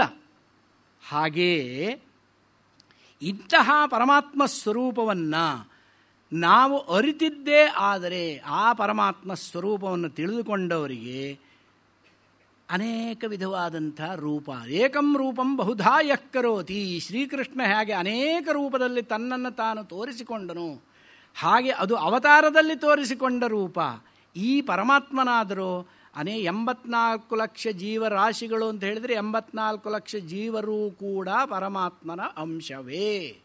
ಅಂಶೋ ನಾನಾವ್ಯಪದೇಶಾತ್ ಅನ್ನುವಂತಹ ಬಾದರಾಯಣ ಸೂತ್ರದಲ್ಲಿ ಜೀವಿಗಳೆಲ್ಲ ಪರಮಾತ್ಮನ ಅಂಶ ಅಂತ ಹೇಳಿಬಿಟ್ಟಿದ್ದಾರೆ. ಹೀಗೆ ಮಮ ತೇಜೋಂಶ ಸಂಭವಂ ಅಂತ ಗೀತೆಯಲ್ಲೂ ಅದನ್ನೇ ಹೇಳಿದ್ದಾನೆ 10ನೇ ಅಧ್ಯಾಯದಲ್ಲಿ. ಯದ್ಯದ್ ವಿಭೂತಿಮತ್ಸತ್ವಂ ಶ್ರೀಮದೂರ್ಜಿತಮೇವ ವಾ ತತ್ತದೇವಾವಗಚ್ಚತ್ವಂ ಮಮ ತೇಜೋಂಶ ಸಂಭವಂ. ನನ್ನ ಅಂಶದಿಂದ ಹುಟ್ಟಿದ್ದು ಅಂತ ಅಂದರೆ ಆ ಪರಮಾತ್ಮನ ಅಂಶವೇ ನಾವೆಲ್ಲ ಪರಮಾತ್ಮರ ಅಲ್ಲವೇ? ನಿಮಗೆ ನಾನು ಎಷ್ಟೋ ಸಾರಿ ಹೇಳಿದೆ ಈ ಉದಾಹರಣೆಯನ್ನು, ಕರ್ಣನ ಒಂದು ಉದಾಹರಣೆಯನ್ನು ಹೇಳಿದ ಹಾಗೆ ಎಲ್ಲರಿಗೂ ನೆನಪಿರಬಹುದು ಅಂತ ಅಂದ್ಕೊಳ್ತೇನೆ. ಕರ್ಣನ ಉದಾಹರಣೆ, ಅವನು ರಾಧೇಯ ಅಂತ ತನ್ನನ್ನು ತಿಳ್ಕೊಂಡಿದ್ದ. ಅವನು ತಿಳ್ಕೊಂಡಾಗಲೂ ಅವನು ಕೌಂತೆಯನೇ, ಆ ನಂತರದಲ್ಲಿ ಗೊತ್ತಾದ ಮೇಲೂ ಅವನು ಕೌಂತೆಯನೇ. ಮೊದಲೂ ಕೌಂತೆಯನಾಗಿದ್ದ, ರಾಧೇಯ ಅಂತ ತಿಳ್ಕೊಂಡಾಗಲೂ ಕೌಂತೆಯನೇ ಆಗಿದ್ದ. ನಾನು ರಾಧೇಯನಲ್ಲ ಕೌಂತೆಯ ಅಂತ ತಿಳ್ಕೊಂಡ ನಂತರವೂ ಕೌಂತೆಯನಾದ. ಅಂದರೆ ಅವನಲ್ಲಿ ಕೌಂತೆಯತ್ವ ಅನ್ನುವಂಥದ್ದು ಯಾವಾಗಲೂ ಇದ್ದ ಧರ್ಮ, ರಾಧೇಯತ್ವ ಅನ್ನುವಂಥದ್ದು ಮಧ್ಯದಲ್ಲಿ ಬಂದ ಧರ್ಮ. ಮಧ್ಯದಲ್ಲಿ ಬಂದಿದ್ದು ಮಧ್ಯದಲ್ಲೇ ಹೊರಟೋಗುತ್ತೆ. ಆದಿಯಿಂದ ಕೊನೆಯವರೆಗೆ ಇರುವಂಥದ್ದು. ಮೊದಲು ಬಂದ ಕಿವಿಗಿಂತ ಆಮೇಲೆ ಬಂದ ಕೋಡು ಮೇಲು ಅಂತ ಒಂದು ಗಾದೆ ಹೇಳ್ತಾರೆ. ಇದು ಹೆಂಗಸರು ಹೇಳುವ ಮಾತು. ಹೆತ್ತ ತಾಯಿಗಿಂತ ಆಮೇಲೆ ಬಂದ ಹೆಂಡತಿಯೇ ಮೇಲು, ಮೊದಲು ಬಂದ ಕಿವಿಗಿಂತ ಆ ನಂತರ ಬಂದ ಕೋಡು ಮೇಲು ಅಂತ ಹೇಳಿದಾಗೆ ಇದು ಹೆಂಗಳೆಯರ ಮಾತು, ನಾನು ಹೇಳೋದಲ್ಲ. ಆದ್ದರಿಂದ ತಮ್ಮ ಆತ್ಮಸ್ಥಂ ಏನು ಪಶ್ಯಂತಿ ಧೀರಾಹ ತೇಷಾಂ ಸುಖಂ ಶಾಶ್ವತಂ ನೇತರೇಷಾಂ. ನಾನು ನನ್ನನ್ನು ತಿಳ್ಕೊಂಡಾಗ, ನನ್ನ ಸ್ವರೂಪವನ್ನು ನಾನು ತಿಳ್ಕೊಂಡಾಗ ನನಗೆ ಸುಖವೇ ಹೊರತು ಯಾರು ತಿಳ್ಕೊಳ್ಳೋದಿಲ್ವೋ ಅವರಿಗೆ ಸುಖವಿರೋದಿಲ್ಲ. ನಿತ್ಯೋ ನಿತ್ಯಾನಾಂ ಚೇತನಶ್ಚೇತನಾನಾಂ ಏಕೋ ಬಹೂನಾಂ ಯೋ ವಿದಧಾತಿ ಕಾಮಾನ್ ತಮ್ಮ ಆತ್ಮಸ್ಥಂ ಯೇ ಅನುಪಶ್ಯಂತಿ ಧೀರಾಹ ತೇಷಾಂ ಶಾಂತಿ ಶಾಶ್ವತಿ ನೇತರೇಷಾಂ. ಈ ಪರಮಾತ್ಮ ನಿತ್ಯ ಪದಾರ್ಥಗಳಿಗೆಲ್ಲದಕ್ಕೂ ಇದು ಮುಖ್ಯವಾದ ನಿತ್ಯವಾದದ್ದು. ನಿತ್ಯ ಪದಾರ್ಥ ಅಂತ ಹೇಳಿದರೆ ಲೋಕದಲ್ಲಿ ಎಷ್ಟು ಪದಾರ್ಥಗಳಿದ್ದಾವೋ ನಿತ್ಯವಾದ ಪದಾರ್ಥ. ನಿತ್ಯ ಅಂತ ಹೇಳಿದರೆ ಯಾವಾಗಲೂ ಇರುವಂತಹದ್ದು ಅಂತ. ಇಲ್ಲಿ ಹೆಚ್ಚಾಗಿ ಯಾವಾಗಲೂ ಇರುವಂತಹದ್ದು ಅವಿನಾಶಿ ಪದಾರ್ಥ ಅಂದರೆ ಯಾವುದು? ನಮ್ಮಲ್ಲಿ ನಾವು ಹೇಳ್ತೇವೆ ಹೆಚ್ಚು ಡ್ಯೂರಬಲ್ ಆಗಿರೋದು ಅಂತ. ಇದು ಶಾಶ್ವತವಾಗಿದೆ. ಯಾವುದು ಶಾಶ್ವತ ಸ್ವಾಮಿ? ನಾವೇ ಶಾಶ್ವತವಲ್ಲ. ನಾವು ತಯಾರು ಮಾಡಿದ್ದು ಯಾವುದು ಶಾಶ್ವತ? ನಾವು ತಯಾರು ಮಾಡಿದ್ದು ಶಾಶ್ವತ ಅಲ್ಲ. ಆ ಪರಮಾತ್ಮ ತಯಾರು ಮಾಡಿ ಬಿಟ್ಟಿದ್ದು ಯಾವುದೂ ಶಾಶ್ವತವಲ್ಲ. ಇನ್ಯಾವುದು ಇದೆ ಶಾಶ್ವತ? ತಯಾರು ಮಾಡಿದವನಿದ್ದಾನಲ್ಲ ಅವನೊಬ್ಬನೇ ಶಾಶ್ವತ. ಅದಕ್ಕೋಸ್ಕರವಾಗಿ ನಿತ್ಯೋ ನಿತ್ಯಾನಾಂ ಚೇತನಶ್ಚೇತನಾನಾಂ ಚೇತನಾನಾಂ ಚೇತನಃ. ಎಲ್ಲ ಪ್ರಾಣಿಗಳಿಗೂ ಚೈತನ್ಯ ರೂಪದಲ್ಲಿರೋನು ಅವನೇ. ಏಕೋ ಬಹೂನಾಂ ಯೋ ವಿದಧಾತಿ ಕಾಮಾನ್, ಎಲ್ಲರ ಮನಸ್ಸಿನಲ್ಲಿ ಕಾಮನೆಗಳನ್ನು ಪ್ರಚೋದನೆ ಮಾಡುವವನು ಅವನೇ. ಒಬ್ಬನ ಮನಸ್ಸಿಗೆ ಅದು ಅವ್ರ ಮನಸ್ಸಿಗೆ ಬಂದುಬಿಟ್ರೆ ಆ ಕೆಲಸ ಮಾಡ್ತಾರೆ. ಮನಸ್ಸಿಗೆ ಬರಬೇಕು, ಅದು ಏನು ಪ್ರೇರಣೆ ಮಾಡೋನೊಬ್ಬ ಇದ್ದಾನೆ, ಹಿಂದ್ಗಡೆ ಒಬ್ಬ ಇರಬೇಕು. ಯಾರ ಮೋಟಿವೇಶನ್ ಅಂತ ಹೇಳ್ತಾರೆ. ಹಿ ಹ್ಯಾಸ್ ಟು ಮೋಟಿವೇಟ್ ಅಂತ ಹೇಳಿದರೆ ಮೋಟಿವೇಶನ್ ಮಾಡೋರು ಯಾರು? ಹಿಂದ್ಗಡೆ ಯಾರೊಬ್ಬರು ಇರ್ತಾರೆ.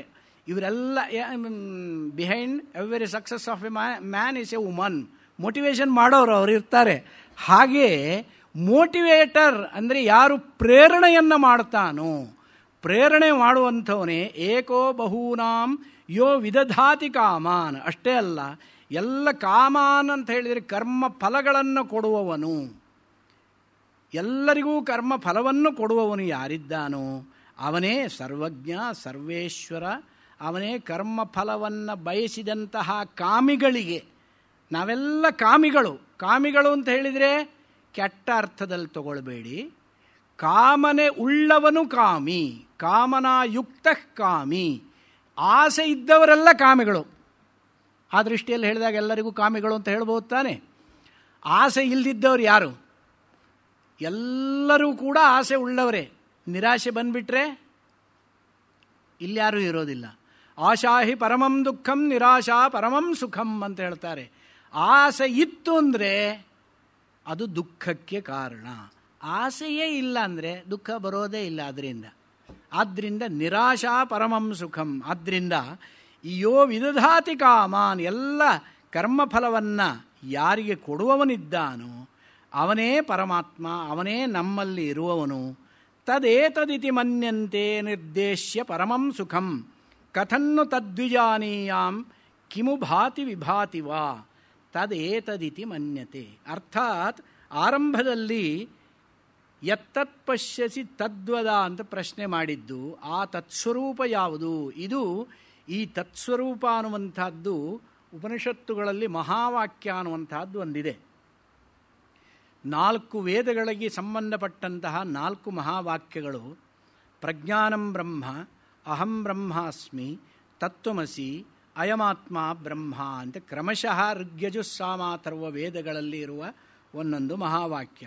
ಅದರಲ್ಲಿ ಉಪದೇಶಾತ್ಮಕವಾದಂತಹ ಸಾಮವೇದಕ್ಕೆ ಸಂಬಂಧಿಸಿದಂತಹ ತತ್ವಮಸಿ ಮಹಾವಾಕ್ಯದಲ್ಲಿ ಒಂದು ಶಬ್ದ ಇದೆ, ತತ್ ಅಂತ. ತತ್ ಅನ್ನುವಂಥದ್ದು ಪರಮಾತ್ಮ ವಾಚಕವಾದ ಶಬ್ದ. ಅದನ್ನೇ ಅಲ್ಲಿ ಕೇಳಿದ್ವಿ. ಯತ್ ತತ್ ಪಶ್ಯಸಿ ತದ್ವದ. ಏತದ್ವೈ ತತ್. ಇದನ್ನೇ ಎಲ್ಲ ಕಡೆಯಲ್ಲಿ ಉಪನಿಷತ್ತಿನಲ್ಲಿ ವಿಮರ್ಶೆ ಮಾಡಿ ಹೇಳ್ತಾ ತದೇತದಿತಿ ಮನ್ಯಂತೆ ನಿರ್ದೇಶ್ಯ ಪರಮಂ ಸುಖಂ ಕಥನ್ನು ತದ್ವಿಜಾನೀಯಾಂ ಕಿಮು ಭಾತಿ ವಿಭಾತಿ ವಾ. ಈ ಆತ್ಮವಿಜ್ಞಾನವನ್ನು ಮಾಡಿಕೊಂಡಾಗ ನಮಗೆ ಬರುವಂತಹ ಸುಖ ಯಾವುದು? ಆನಂದ ಸ್ವರೂಪನಾದಂತಹ ಪರಮಾತ್ಮನನ್ನು ನಾವು ಪಡೆದಾಗ ನಮಗೆ ಬರುವ ಸುಖವಾಗಲಿ, ಆನಂದವಾಗಲಿ, ಶಾಂತಿಯಾಗಲಿ ಯಾವುದು ಅಂತ ಹೇಳಿ ಅಂದರೆ ಹೇಳಲಿಕ್ಕಾಗೋದಿಲ್ಲ. ಹೇಳಲಿಕ್ಕಾಗದೇ ಇರುವಂಥದ್ದು ಒಂದು. ಅದು ಇದೆಂಥದ್ರಿ ಹೇಳಲಿಕ್ಕಾಗದೇ ಇರುವಂಥದ್ದು? ಹೇಳಲಿಕ್ಕಾಗದೇ ಇರುವಂಥದ್ದು ಯಾವುದಾದ್ರೂ ಇದೆಯಾ? ಬೇಕಾದಷ್ಟಿದೆ. ನಿಮ್ಮ ಅನುಭವ ಏನಿದೆಯೋ ಆ ಅನುಭವ ನೀವು ಹೇಳಿ ನೋಡೋಣ. ಸಕ್ಕರೆ ಸಿಹಿಯಾಗಿದೆ ನೀವು ಹೇಳ್ತೀರಾ. ಸಕ್ಕರೆ ಸಿಹಿಯಾಗಿದೆ ಅಂತ ಹೇಳಿದರೆ ಬೆಲ್ಲ ಅದು ಸಿಹಿಯಾಗಿದೆ, ರಸಗುಲ್ಲ ಅದು ಸಿಹಿಯಾಗಿದೆ, ಜೇನು ಅದು ಸಿಹಿಯಾಗಿದೆ. ಎಲ್ಲದಕ್ಕೂ ನೀವು ಒಂದೇ ಶಬ್ದ ಹೇಳ್ತಿದ್ರಿ, ಸಿಹಿ ಸಿಹಿ ಸಿಹಿ. ಹಾಗಾದರೆ ಬೆಲ್ಲ ತಿಂದರೆ ಎಲ್ಲದನ್ನೂ ತಿಂದಾಗುತ್ತೋ?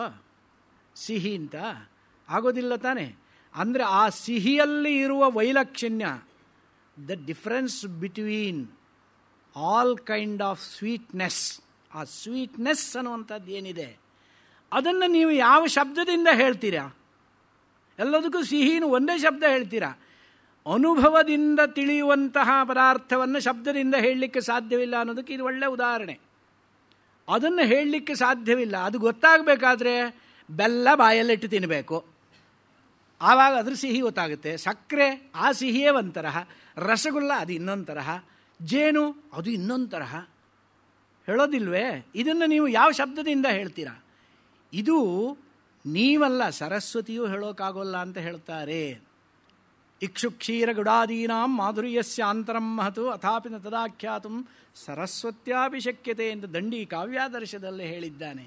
ಅಂತಹ ಸ್ವರೂಪ ಅಂದರೆ ಅನುಭವೈಕ ವೇದ್ಯವಾದ ಪದಾರ್ಥಗಳನ್ನು ಶಬ್ದದಿಂದ ಹೇಳೋಕ್ಕಾಗೋದಿಲ್ಲ. ಉದಾಹರಣೆಗೆ, ಹುಲಿ ಎದುರು ಕಾಡಿನಲ್ಲಿ ಸಿಕ್ಕಾಕೊಂಡವನು ಹೆದರಿಬಿಡ್ತಾನೆ ನೋಡಿ, ಸತ್ತೇ ಹೋದೆ ಅಂತ ಹೇಳುವಂತಹ ರೀತಿಯಲ್ಲಿ ಅವನು ಬದುಕಿ ಬಂದರೆ, ನಾನು ಹೇಗೆ ಬದುಕಿ ಬಂದೆ ಅನ್ನೋದೇ ನನಗೆ ಗೊತ್ತಿಲ್ಲ, ನಾನು ಆವಾಗ ಸತ್ತೇ ಹೋಗಿದ್ದೆ, ಅಷ್ಟು ಹೆದರಿಕೆ ಆಗಿತ್ತು.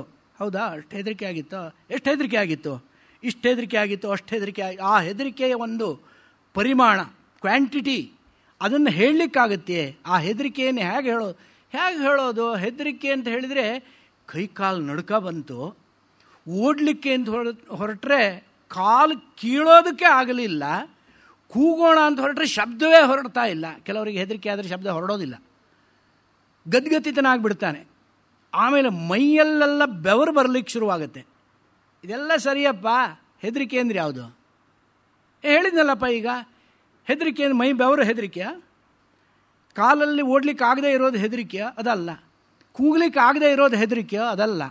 ಹೆದರಿಕೆಯಿಂದ ಬಂದಂತಹ ಶಾರೀರಿಕ ವಿಕಾರ, ಅದು ವಿಕಾರವೇ ಹೊರತು ಅದು ಹೆದರಿಕೆ ಅಲ್ಲ.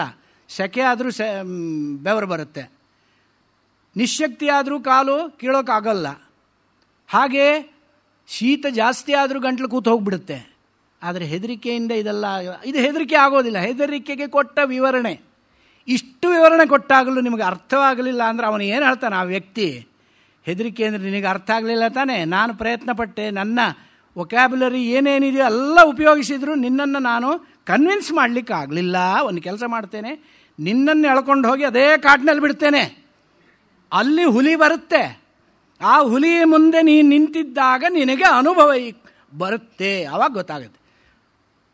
ಹಾಗಾದರೆ ಬೇಡಪ್ಪ, ನಾವು ಗೊತ್ತಾಗುತ್ತೆ ನನಗೆ, ಆವಾಗ ಹೇಳ್ತಾನೆ. ಅದು ಹೇಳಲಿಕ್ಕೆ ಆಗೋದಿಲ್ಲ. ಅನುಭವೈಕ ವೇದ್ಯ ಪದಾರ್ಥವನ್ನು, ಯಾವ್ಯಾವುದನ್ನು ಅನುಭವೈಕ ವೇದ್ಯ ಪದಾರ್ಥ? ಒಂದೇ ಮನೆಯಲ್ಲಿ ಅಕಸ್ಮಾತ್ ಒಂದೇ ಟಾಯ್ಲೆಟ್ ಇತ್ತು ಅಂತ ಇಟ್ಕೊಳ್ಳಿ, ಬೆಳಗ್ಗೆ ಮುಂಚೆ ಇಬ್ಬರು ಮೂರು, ಹಿಂದಿನ ದಿವಸ ಮೃಷ್ಟಾನ್ನ ಭೋಜನ, ಇಬ್ಬರು ಮೂರು ಜನಿಗೆ ಅರ್ಜೆಂಟ್ ಆಗಿಬಿಡುತ್ತೆ, ಕ್ಯೂ ಕಟ್ಟಿರ್ತಾರೆ. ಆ ಸಂದರ್ಭದಲ್ಲಿ ಅವರಿಗಾಗುವಂತಹ ವೇದನೆ ಅದನ್ನ ಹೇಗೆ ಹೇಳಲಿಕ್ಕಾಗುತ್ತೆ? ಅದು ಹೇಳಲಿಕ್ಕೆ ಹೇಗಾಗುತ್ತೆ ಅಂದರೆ ಆಗೋದಿಲ್ಲ. ಅದು ಅವರಿಗೆ ಆದಾಗಲೇ, ಇವರಿಗೆ ಆವತ್ತಿನ ದಿವಸ ಇದೇ ಸ್ಥಿತಿ ಆಗಿತ್ತು, ಹೇಗಾಗಿತ್ತು ನನಗೆ ಇವಾಗ ಗೊತ್ತಾಗ್ತಾ ಇದೆ, ಹೇಳೋದಿಲ್ವೇ? ಅದು ಅನುಭವೈಕ. ನಾನು ನೀಚವಾದ ಉದಾಹರಣೆ ಕೊಟ್ಟೆ ಅಂತ ತಿಳ್ಕೊಬೇಡಿ. ಅದು ಯಾಕೆ ಪ್ರತಿಯೊಬ್ಬರಿಗೂ ಅನುಭವ ಆಗಿರುತ್ತೆ ಜೀವನದಲ್ಲಿ, ಒಂದಲ್ಲ ಒಂದು ಸಂದರ್ಭದಲ್ಲಿ. ಅದಕ್ಕೋಸ್ಕರವಾಗಿ ಆ ಅನುಭವದಿಂದ ತಿಳಿಯುವಂಥ ಪದಾರ್ಥವನ್ನು ಶಬ್ದದಿಂದ ಹೇಳಲಿಕ್ಕೆ ಸಾಧ್ಯವಿಲ್ಲ. ಅದನ್ನೇ ಇಲ್ಲಿ ಹೇಳ್ತಾ ಇದ್ದಾರೆ. ಅನಿರ್ದೇಶ್ಯ ಪರಮಂ ಸುಖಂ, ಅನಿರ್ದೇಶ್ಯಂ ಪರಮಂ ಸುಖಂ ತದೇತದಿತಿ ಮನ್ಯಂತೆ ಅನಿರ್ದೇಶ್ಯಂ. ಈ ಆನಂದ ಸ್ವರೂಪ ಹೇಗಿದ್ದು ಅಂತ ನಾವು ಹೇಳೋಕ್ಕಾಗೋಲ್ಲ. ಕಬ್ಬು ತಿಂದರೆ ಎಷ್ಟು ಆನಂದವಾಗುತ್ತೆ ನೀವು ತಿಂದು ನೋಡಬೇಕು. ಪಟ್ಟಣದ ವಾಸಿಗಳಿಗೆ ಏನು ಗೊತ್ತು ಕಬ್ಬಿನ ರುಚಿ ಅಂತ ಒಂದು ಮಾತು ಹೇಳ್ತಾರೆ. ಕಬ್ಬಿನ ಹಾಲನ್ನು ಕುಡಿಯೋದಲ್ಲ, ಹಲ್ಲು ಗಟ್ಟಿಯಾಗಿದ್ದರೆ ಕಬ್ಬನ್ನು ಕಚ್ಚಿ ಒಗೆದು ಜಗಿದು ನುಂಗಿ ರಸವನ್ನು, ಕಬ್ಬಿನ ಜಲ್ಲೆಯನ್ನು, ಆವಾಗ ಆ ಒಂದು ಸ್ವಾರಸ್ಯ ಇದೆಯಲ್ಲ, ಅದು ಅನುಭವಿಸಿದವನಿಗೆ ಗೊತ್ತು. ಕೇವಲ ಮಿಷನ್ನಿಂದ ತೆಗೆದ ರಸವನ್ನು ಕುಡಿದ್ರೆ ಕಬ್ಬಿನ ಸ್ವಾರಸ್ಯ ಗೊತ್ತಾಗೋದಿಲ್ಲ. ಹಾಗೆ ಅನಿರ್ದೇಶ್ಯ ಪರಮಂ ಸುಖಂ, ಸುಖ ಅನ್ನುವಂಥದ್ದು ಅನೇಕ ವಿಧವಾಗಿ ಅಭಿವ್ಯಕ್ತವಾಗ್ತಾ ಇದ್ದರೂ ಕೂಡ ಅದರ ವಿವರಣೆಯನ್ನು ಕೊಡೋದಕ್ಕಾಗೋದಿಲ್ಲ. ಕಥನ್ನು ತದ್ವಿಜಾನೀಯಾಂ, ಅದನ್ನು ನಾನು ಹೇಗಪ್ಪ ತಿಳಿದುಕೊಳ್ಳಿ? ಕಿಮು ಭಾತಿ ವಿಭಾತಿವಾ, ಅದು ಪ್ರಕಾಶ ಸ್ವರೂಪದಲ್ಲಿ ಇದೆಯೋ ಅಥವಾ ವಿಷಯಾಭಿವ್ಯಕ್ತ ರೂಪದಲ್ಲಿ ನಮಗೆ ಗೊತ್ತಾಗುತ್ತೋ ಅಂತ ಕೇಳಿಬಿಟ್ಟು ಆನಂತರದಲ್ಲಿ ಹೇಳ್ತಾರೆ. ನ ತತ್ರ ಸೂರ್ಯೋ ಭಾತಿ ನ ಚಂದ್ರ ತಾರಕಂ ನೇಮಾ ವಿದ್ಯುತೋ ಭಾಂತಿ ಕುತೋಯಮಗ್ನಿ ತಮೇವ ಭಾಂತಮನುಭಾತಿ ಸರ್ವಂ ತಸ್ಯ ಭಾಸಾ ಸರ್ವಮಿದಂ ವಿಭಾತಿ.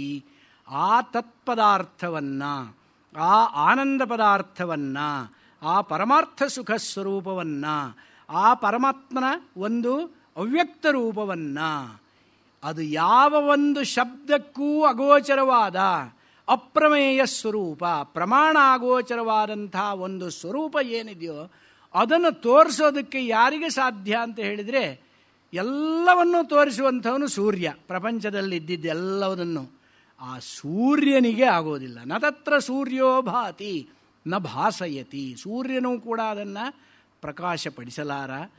ನ ಚಂದ್ರತಾರಕಂ, ಚಂದ್ರನಾಗಲಿ ಅಥವಾ ತಾರಕಂ ಅಂತ ಹೇಳಿದರೆ ನಕ್ಷತ್ರಗಳಾಗಲಿ ತೇಜಪದಾರ್ಥಗಳು ಯಾವುದೂ ಕೂಡ ಅವನನ್ನು ಪ್ರಕಾಶಪಡಿಸಲಾರವು. ನೇಮಾ ವಿದ್ಯುತೋ ಭಾಂತಿ, ಅಥವಾ ವಿದ್ಯುತ್ ದೀಪಗಳು ಅಥವಾ ವಿದ್ಯುತ್ ಅಂತ ಏನೇ ವಿದ್ಯುತ್ ಅಂತ ಹೇಳಿದರೆ ಸೌದಾಮಿನಿ, ಆ ರೀತಿ ಬೆಳಕು ಅಂತಲೇ ಅರ್ಥ.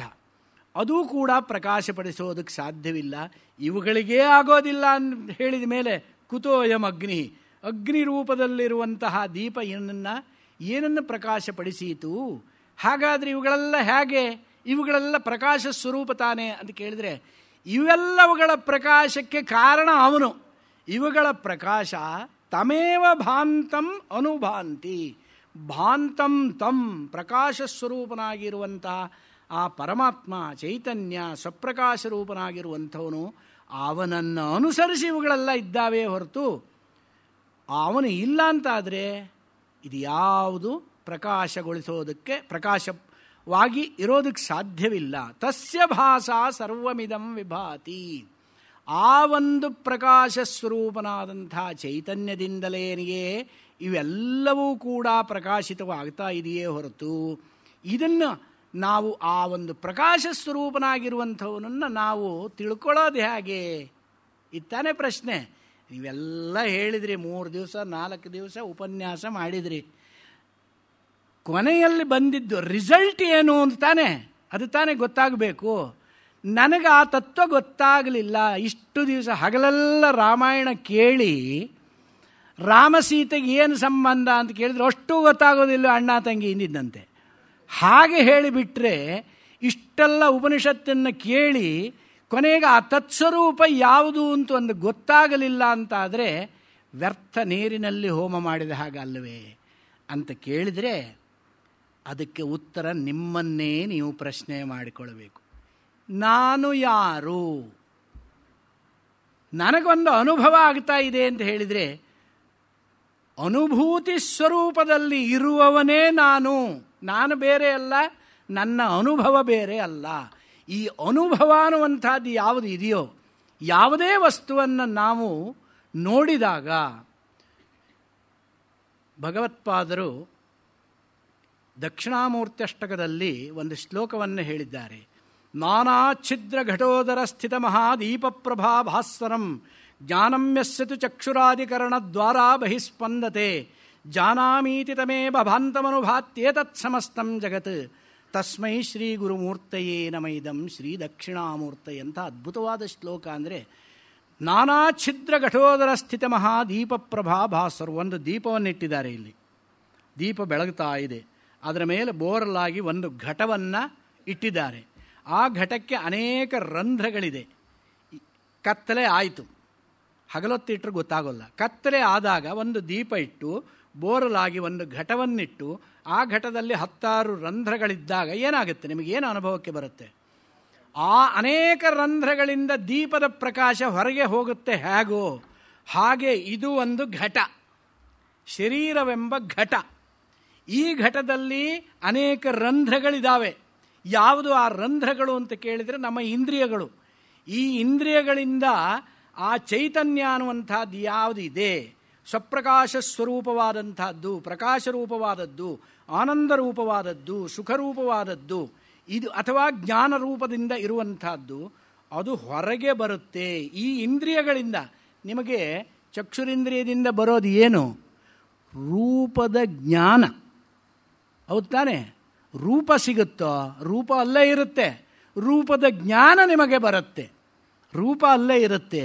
ಹಾಗೆ ನಾನಾ ಛಿದ್ರ ಘಟೋದರ ಸ್ಥಿತ ಮಹಾದೀಪ ಪ್ರಭಾಭಾಸ್ವರಂ, ಘಟದ ಒಳಗೆ ಇರುವ ಮಹಾದೀಪದಂತೆ ಭಾಸ್ವರ ರೂಪವಾಗಿ ಈ ಘಟದ ಒಳಗೆ ಇರುವಂತಹ ದೀಪ ಜ್ಞಾನಮ್ಯಸ್ಯಚು ಚಕ್ಷುರಾಧಿಕರಣದ್ವಾರ ಬಹಿಸ್ಪಂದತೆ. ಆ ಜ್ಞಾನರೂಪಿಯಾದಂತಹ ಪರಮಾತ್ಮ ಚಕ್ಷುರಾಧಿಕರಣ ಅಂದರೆ ಕಣ್ಣು ಮುಂತಾದ ಇಂದ್ರಿಯಗಳ ದ್ವಾರ, ಇಂದ್ರಿಯಗಳ ಮೂಲಕವಾಗಿ ಹೊರಗೆ ವಿಷಯಗಳ ಕಡೆಗೆ ಹೋಗುತ್ತೆ, ಸ್ಪಂದತೆ. ಅದರಿಂದ ಗೊತ್ತಾಗೋದೇನು? ಜಾನಾಮೀತಿ ತಮೇವ ಭಾಂತಮನುಭಾತ್ಯೇತತ್ ಸಮಸ್ತಂ ಜಗತ್. ನಾನು ರೂಪವನ್ನು ತಿಳಿಯುತ್ತೇನೆ ಅಂತ ಹೇಳ್ತೀವಿ ಆವಾಗ. ಆ ತಿಳಿಯುತ್ತೇನೆ, ಜಾನಾಮಿ ಅಂತ ಹೇಳೋದಿದೆಯಲ್ಲ, ಇದು ಯಾವುದರಿಂದ ಆಯಿತು? ಅವನಿಂದಲೇ ತಿಳಿಯೋದು. ಅವನಿಲ್ದಾದ್ರೆ ತಿಳಿಯೋದಿಲ್ಲ. ದೀಪದಿಂದ ತಿಳಿಯೋದಿಲ್ಲ. ದೀಪ ಅಲ್ಲಿರುತ್ತೆ, ರೂಪ ಅಲ್ಲಿರುತ್ತೆ. ಇವನಿಲ್ಲದೆ ಹೋದ್ರೆ ತಿಳಿಯೋಲ್ಲ. ಎಲ್ಲ ಸಾಧನೆಗಳು ಇದ್ದು ಇವನು ತಿಳಿಲಿಲ್ಲ ಅಂತ ಹೇಳಲಿಕ್ಕೆ ಸಾಧ್ಯವಿದೆಯೋ ಇಲ್ಲವೋ? ಸಾಧನೆಗಳೆಲ್ಲ ಇದ್ದ ಮಾತ್ರಕ್ಕೆ ತಿಳಿಯುತ್ತೆ ಅಂತೇನಿಲ್ಲ. ಅವನು ಅಲ್ಲಿಗೆ ಬಂದರೆ, ಅವನ ಸಂಬಂಧ ಆದಾಗ ಮಾತ್ರ ತಿಳಿಯುತ್ತೆ. ಅದಕ್ಕೋಸ್ಕರವಾಗಿ ಹೇಳ್ತಾರೆ, ಅನ್ಯತ್ರ ಮನ ಅಭೂವಂ ನಾಶ್ರೌಷಂ ಅನ್ಯತ್ರ ಮನ ಅಭೂವಂ ನಾದರ್ಶಂ ಅಂತ ಛಾಂದೋಗ್ಯದಲ್ಲಿ ಹೇಳ್ತಾರೆ. ಅಂದರೆ ನನ್ನ ಮನಸ್ಸು ಎಲ್ಲೋ ಇತ್ತು, ನೀವು ಹೇಳಿದ್ರು ನಾನು ಕೇಳಿಸ್ಕೊಳ್ಳಿಲ್ಲ. ಕಿವಿ ಇತ್ತೋ ಇಲ್ವೋ ನಿಮಗೆ? ಕಿವಿ ಇತ್ತು ತಾನೆ, ಆದರೆ ಕೇಳಿಸ್ಕೊಳ್ಳಿದ್ರೋ ಇಲ್ವೋ? ಕಿವಿಗೆ ಬಿದ್ದಿದೆ ಶಬ್ದ, ಆದರೆ ಕೇಳಿಸ್ಕೊಂಡಿಲ್ಲ. ಯಾಕೆ? ಮನಸ್ಸು ಅದ್ರ ಜೊತೆ ಸಂಬಂಧ ಇಲ್ಲ. ಆ ಮನಸ್ಸಿನ ಜೊತೆ ಆತ್ಮ ಸಂಬಂಧ ಆಗಿರಲಿಲ್ಲ, ಆದ್ದರಿಂದ ಕೇಳಲಿಲ್ಲ. ಎದುರುಗಡೆ ಬಂದರು. ನಾಟಕಗಳಲ್ಲಿ, ಸಿನಿಮಾದಲ್ಲಿ ನೋಡ್ತಾ ಇರ್ತೀರ, ನಾಯಕ ನಾಯಕಿಯರ ಒಂದು ಪ್ರೇಮ ಸಲ್ಲಾಪದಲ್ಲಿ ವಿರಹ ವೇದನೆಯಿಂದ ಬಳಲಿದಂತಹ ನಾಯಕಿ ಆ ಒಂದು ಯೋಚನೆಯಲ್ಲೇ ಮಗ್ನಳಾಗಿದ್ದಾಗ ತನ್ನೆದುರು ಬಂದಂತಹ ಸಖಿಯನ್ನು ಕೂಡ ಗಮನಿಸೋದಿಲ್ಲ. ಅವಳು ಕಣ್ಣೆದುರುಗಡೆ ಕೈಯನ್ನು ಹೀಗೆ ಆಡಿಸಿದಾಗ ಒಂದು ಸ್ವಲ್ಪ ಹೊತ್ತು ಅಂತಾಳೆ. ಅಂದ್ರೇನು? ಕಣ್ಣು ಬಿಟ್ಟುಕೊಂಡೇ ಇರ್ತಾಳೆ. ಕಣ್ಣು ಬಿಟ್ಟುಕೊಂಡಿದ್ದಾಗಲೂ ಕೂಡ ಕಾಣೋದಿಲ್ಲ. ಅಂದರೆ ಅರ್ಥವೇನು? ತನ್ನ ಒಂದು ಚೈತನ್ಯ ಮನೋದ್ವಾರ ಚಕ್ಷುರೀಂದ್ರಿಯದ ಮೂಲಕವಾಗಿ ಆ ವಿಷಯದ ಜೊತೆ ಸಂಬಂಧವನ್ನು ಪಡೆದಿಲ್ಲ ಅಂತ ಅರ್ಥ. ಆ ರೀತಿಯಾಗಿ ಎಲ್ಲ ಒಂದು ಜ್ಞಾನಕ್ಕೆ ಮೂಲ ಕಾರಣವಾದದ್ದು ಇದು. ಇದರಿಂದ ಎಲ್ಲವೂ ಪ್ರಕಾಶಿತವಾಗುತ್ತೇ ಹೊರತು ಇದನ್ನು ಪ್ರಕಾಶಪಡಿಸುವಂಥದ್ದು ಇನ್ನೊಂದಿಲ್ಲ. ಅದು ಸ್ವಯಂ ಪ್ರಕಾಶ. ಅದಕ್ಕೋಸ್ಕರವಾಗಿ ಯಮೇವೈಷ ವೃಣುತೆ ತಯನೇ ಲಭ್ಯ ತಸ್ಯೈಷ ಆತ್ಮ ವಿವೃಣುತೆ ತನೂಂ ಸ್ವಾಂ. ಯಾರು ಈ ಆತ್ಮನನ್ನೇ ಶರಣ ಹೊಂದುತ್ತಾರೋ ಅವನಿಗೆ ಮಾತ್ರ ಇವನು ತನ್ನ ಸ್ವರೂಪವನ್ನು ತೋರಿಸ್ತಾನೆ. ಹೇಗೆ ತೋರಿಸ್ತಾನೆ? ದದಾಮಿ ಬುದ್ಧಿಯೋಗಂ ತಂ ಯೇನ ಮಾಮುಪಯಾಂತಿತೆ. ಆ ಪರಮಾತ್ಮನನ್ನು ನಾವು ಯಾವುದೇ ವಿಧವಾಗಿ ಆರಾಧನೆ ಮಾಡ್ತಾ ಇದ್ದರೆ ಆ ಪರಮಾತ್ಮ ನಿನಗೆ ನಿನ್ನ ನಿಜ ಸ್ವರೂಪವನ್ನು ತೋರಿಸಿಕೊಳ್ಳುವಂತಹ ಬುದ್ಧಿಯನ್ನು ಕೊಡ್ತಾನೆ. ಆ ಬುದ್ಧಿಯನ್ನು ಒಂದು ಸಾರಿ ಕೊಟ್ಟು ಬಿಟ್ಟ ಅಂದರೆ ಆ ಬುದ್ಧಿ ಅವನನ್ನು ಕರ್ಕೊಂಡು ಹೋಗುತ್ತೆ. ಅದಕ್ಕೋಸ್ಕರವಾಗಿ ಆ ಬುದ್ಧಿ ಎಲ್ಲರಿಗೂ ಬರೋದಿಲ್ಲ. ಅದು ಬರಬೇಕಾದ್ರೆ ಪರಮಾತ್ಮನ ಅನುಗ್ರಹ ಬರಬೇಕು. ಈಶ್ವರಾನುಗ್ರಹಾದೇವ ಪುಂಸಾಂ ಅದ್ವೈತ ವಾಸನ ಅಂತ ಹೇಳಿ ಈಶ್ವರನ ಅನುಗ್ರಹ ಬರಬೇಕು. ಆವಾಗಲೇ ಅದ್ವೈತ ವಾಸನೆ ಬರುತ್ತೆ, ಮೋಕ್ಷ ಮಾರ್ಗದ ಕಡೆಗೆ ತಿರುಗುತ್ತಾರೆ ಅಂತ ಹೇಳಿಬಿಟ್ಟು ಈ ದಿವಸಕ್ಕೆ ಈ 5ನೇ ಒಂದು ವಲ್ಲಿ ಮುಕ್ತಾಯಗೊಳಿಸಿ ನಾಳೆಯ ದಿವಸ 6ನೇ ವಲ್ಲಿ ಕೊನೆಯ ವಲ್ಲಿ ಅದನ್ನು ಆರಂಭ ಮಾಡಿ ಉಳಿದ 2 ದಿವಸದಲ್ಲಿ ಮುಗಿಸುವುದಕ್ಕೆ ಪ್ರಯತ್ನ ಪಡುತ್ತೇನೆ. ಕೇಳಿದಂತಹ ತಮ್ಮೆಲ್ಲರಿಗೂ ಕೂಡ ಹೃದಯಪೂರ್ವಕ ಅಭಿನಂದನೆಗಳು. ಮತ್ತು ಎಲ್ಲರಿಗೂ ಕೂಡ ನಾಳೆಯೂ ಕೂಡ ಹೀಗೆ ಬಂದು ಶ್ರದ್ಧಾಳುಗಾಗಿ ನನಗೆ ನನ್ನ ಒಂದು ಈ ಕೈಂಕರ್ಯಕ್ಕೆ ಎಲ್ಲ ಸಹಕರಿಸಿ ಅಂತ ಕೇಳ್ತಾ ನನ್ನ ಮಾತನ್ನು ಮುಗಿಸ್ತಾ ಇದ್ದೇನೆ.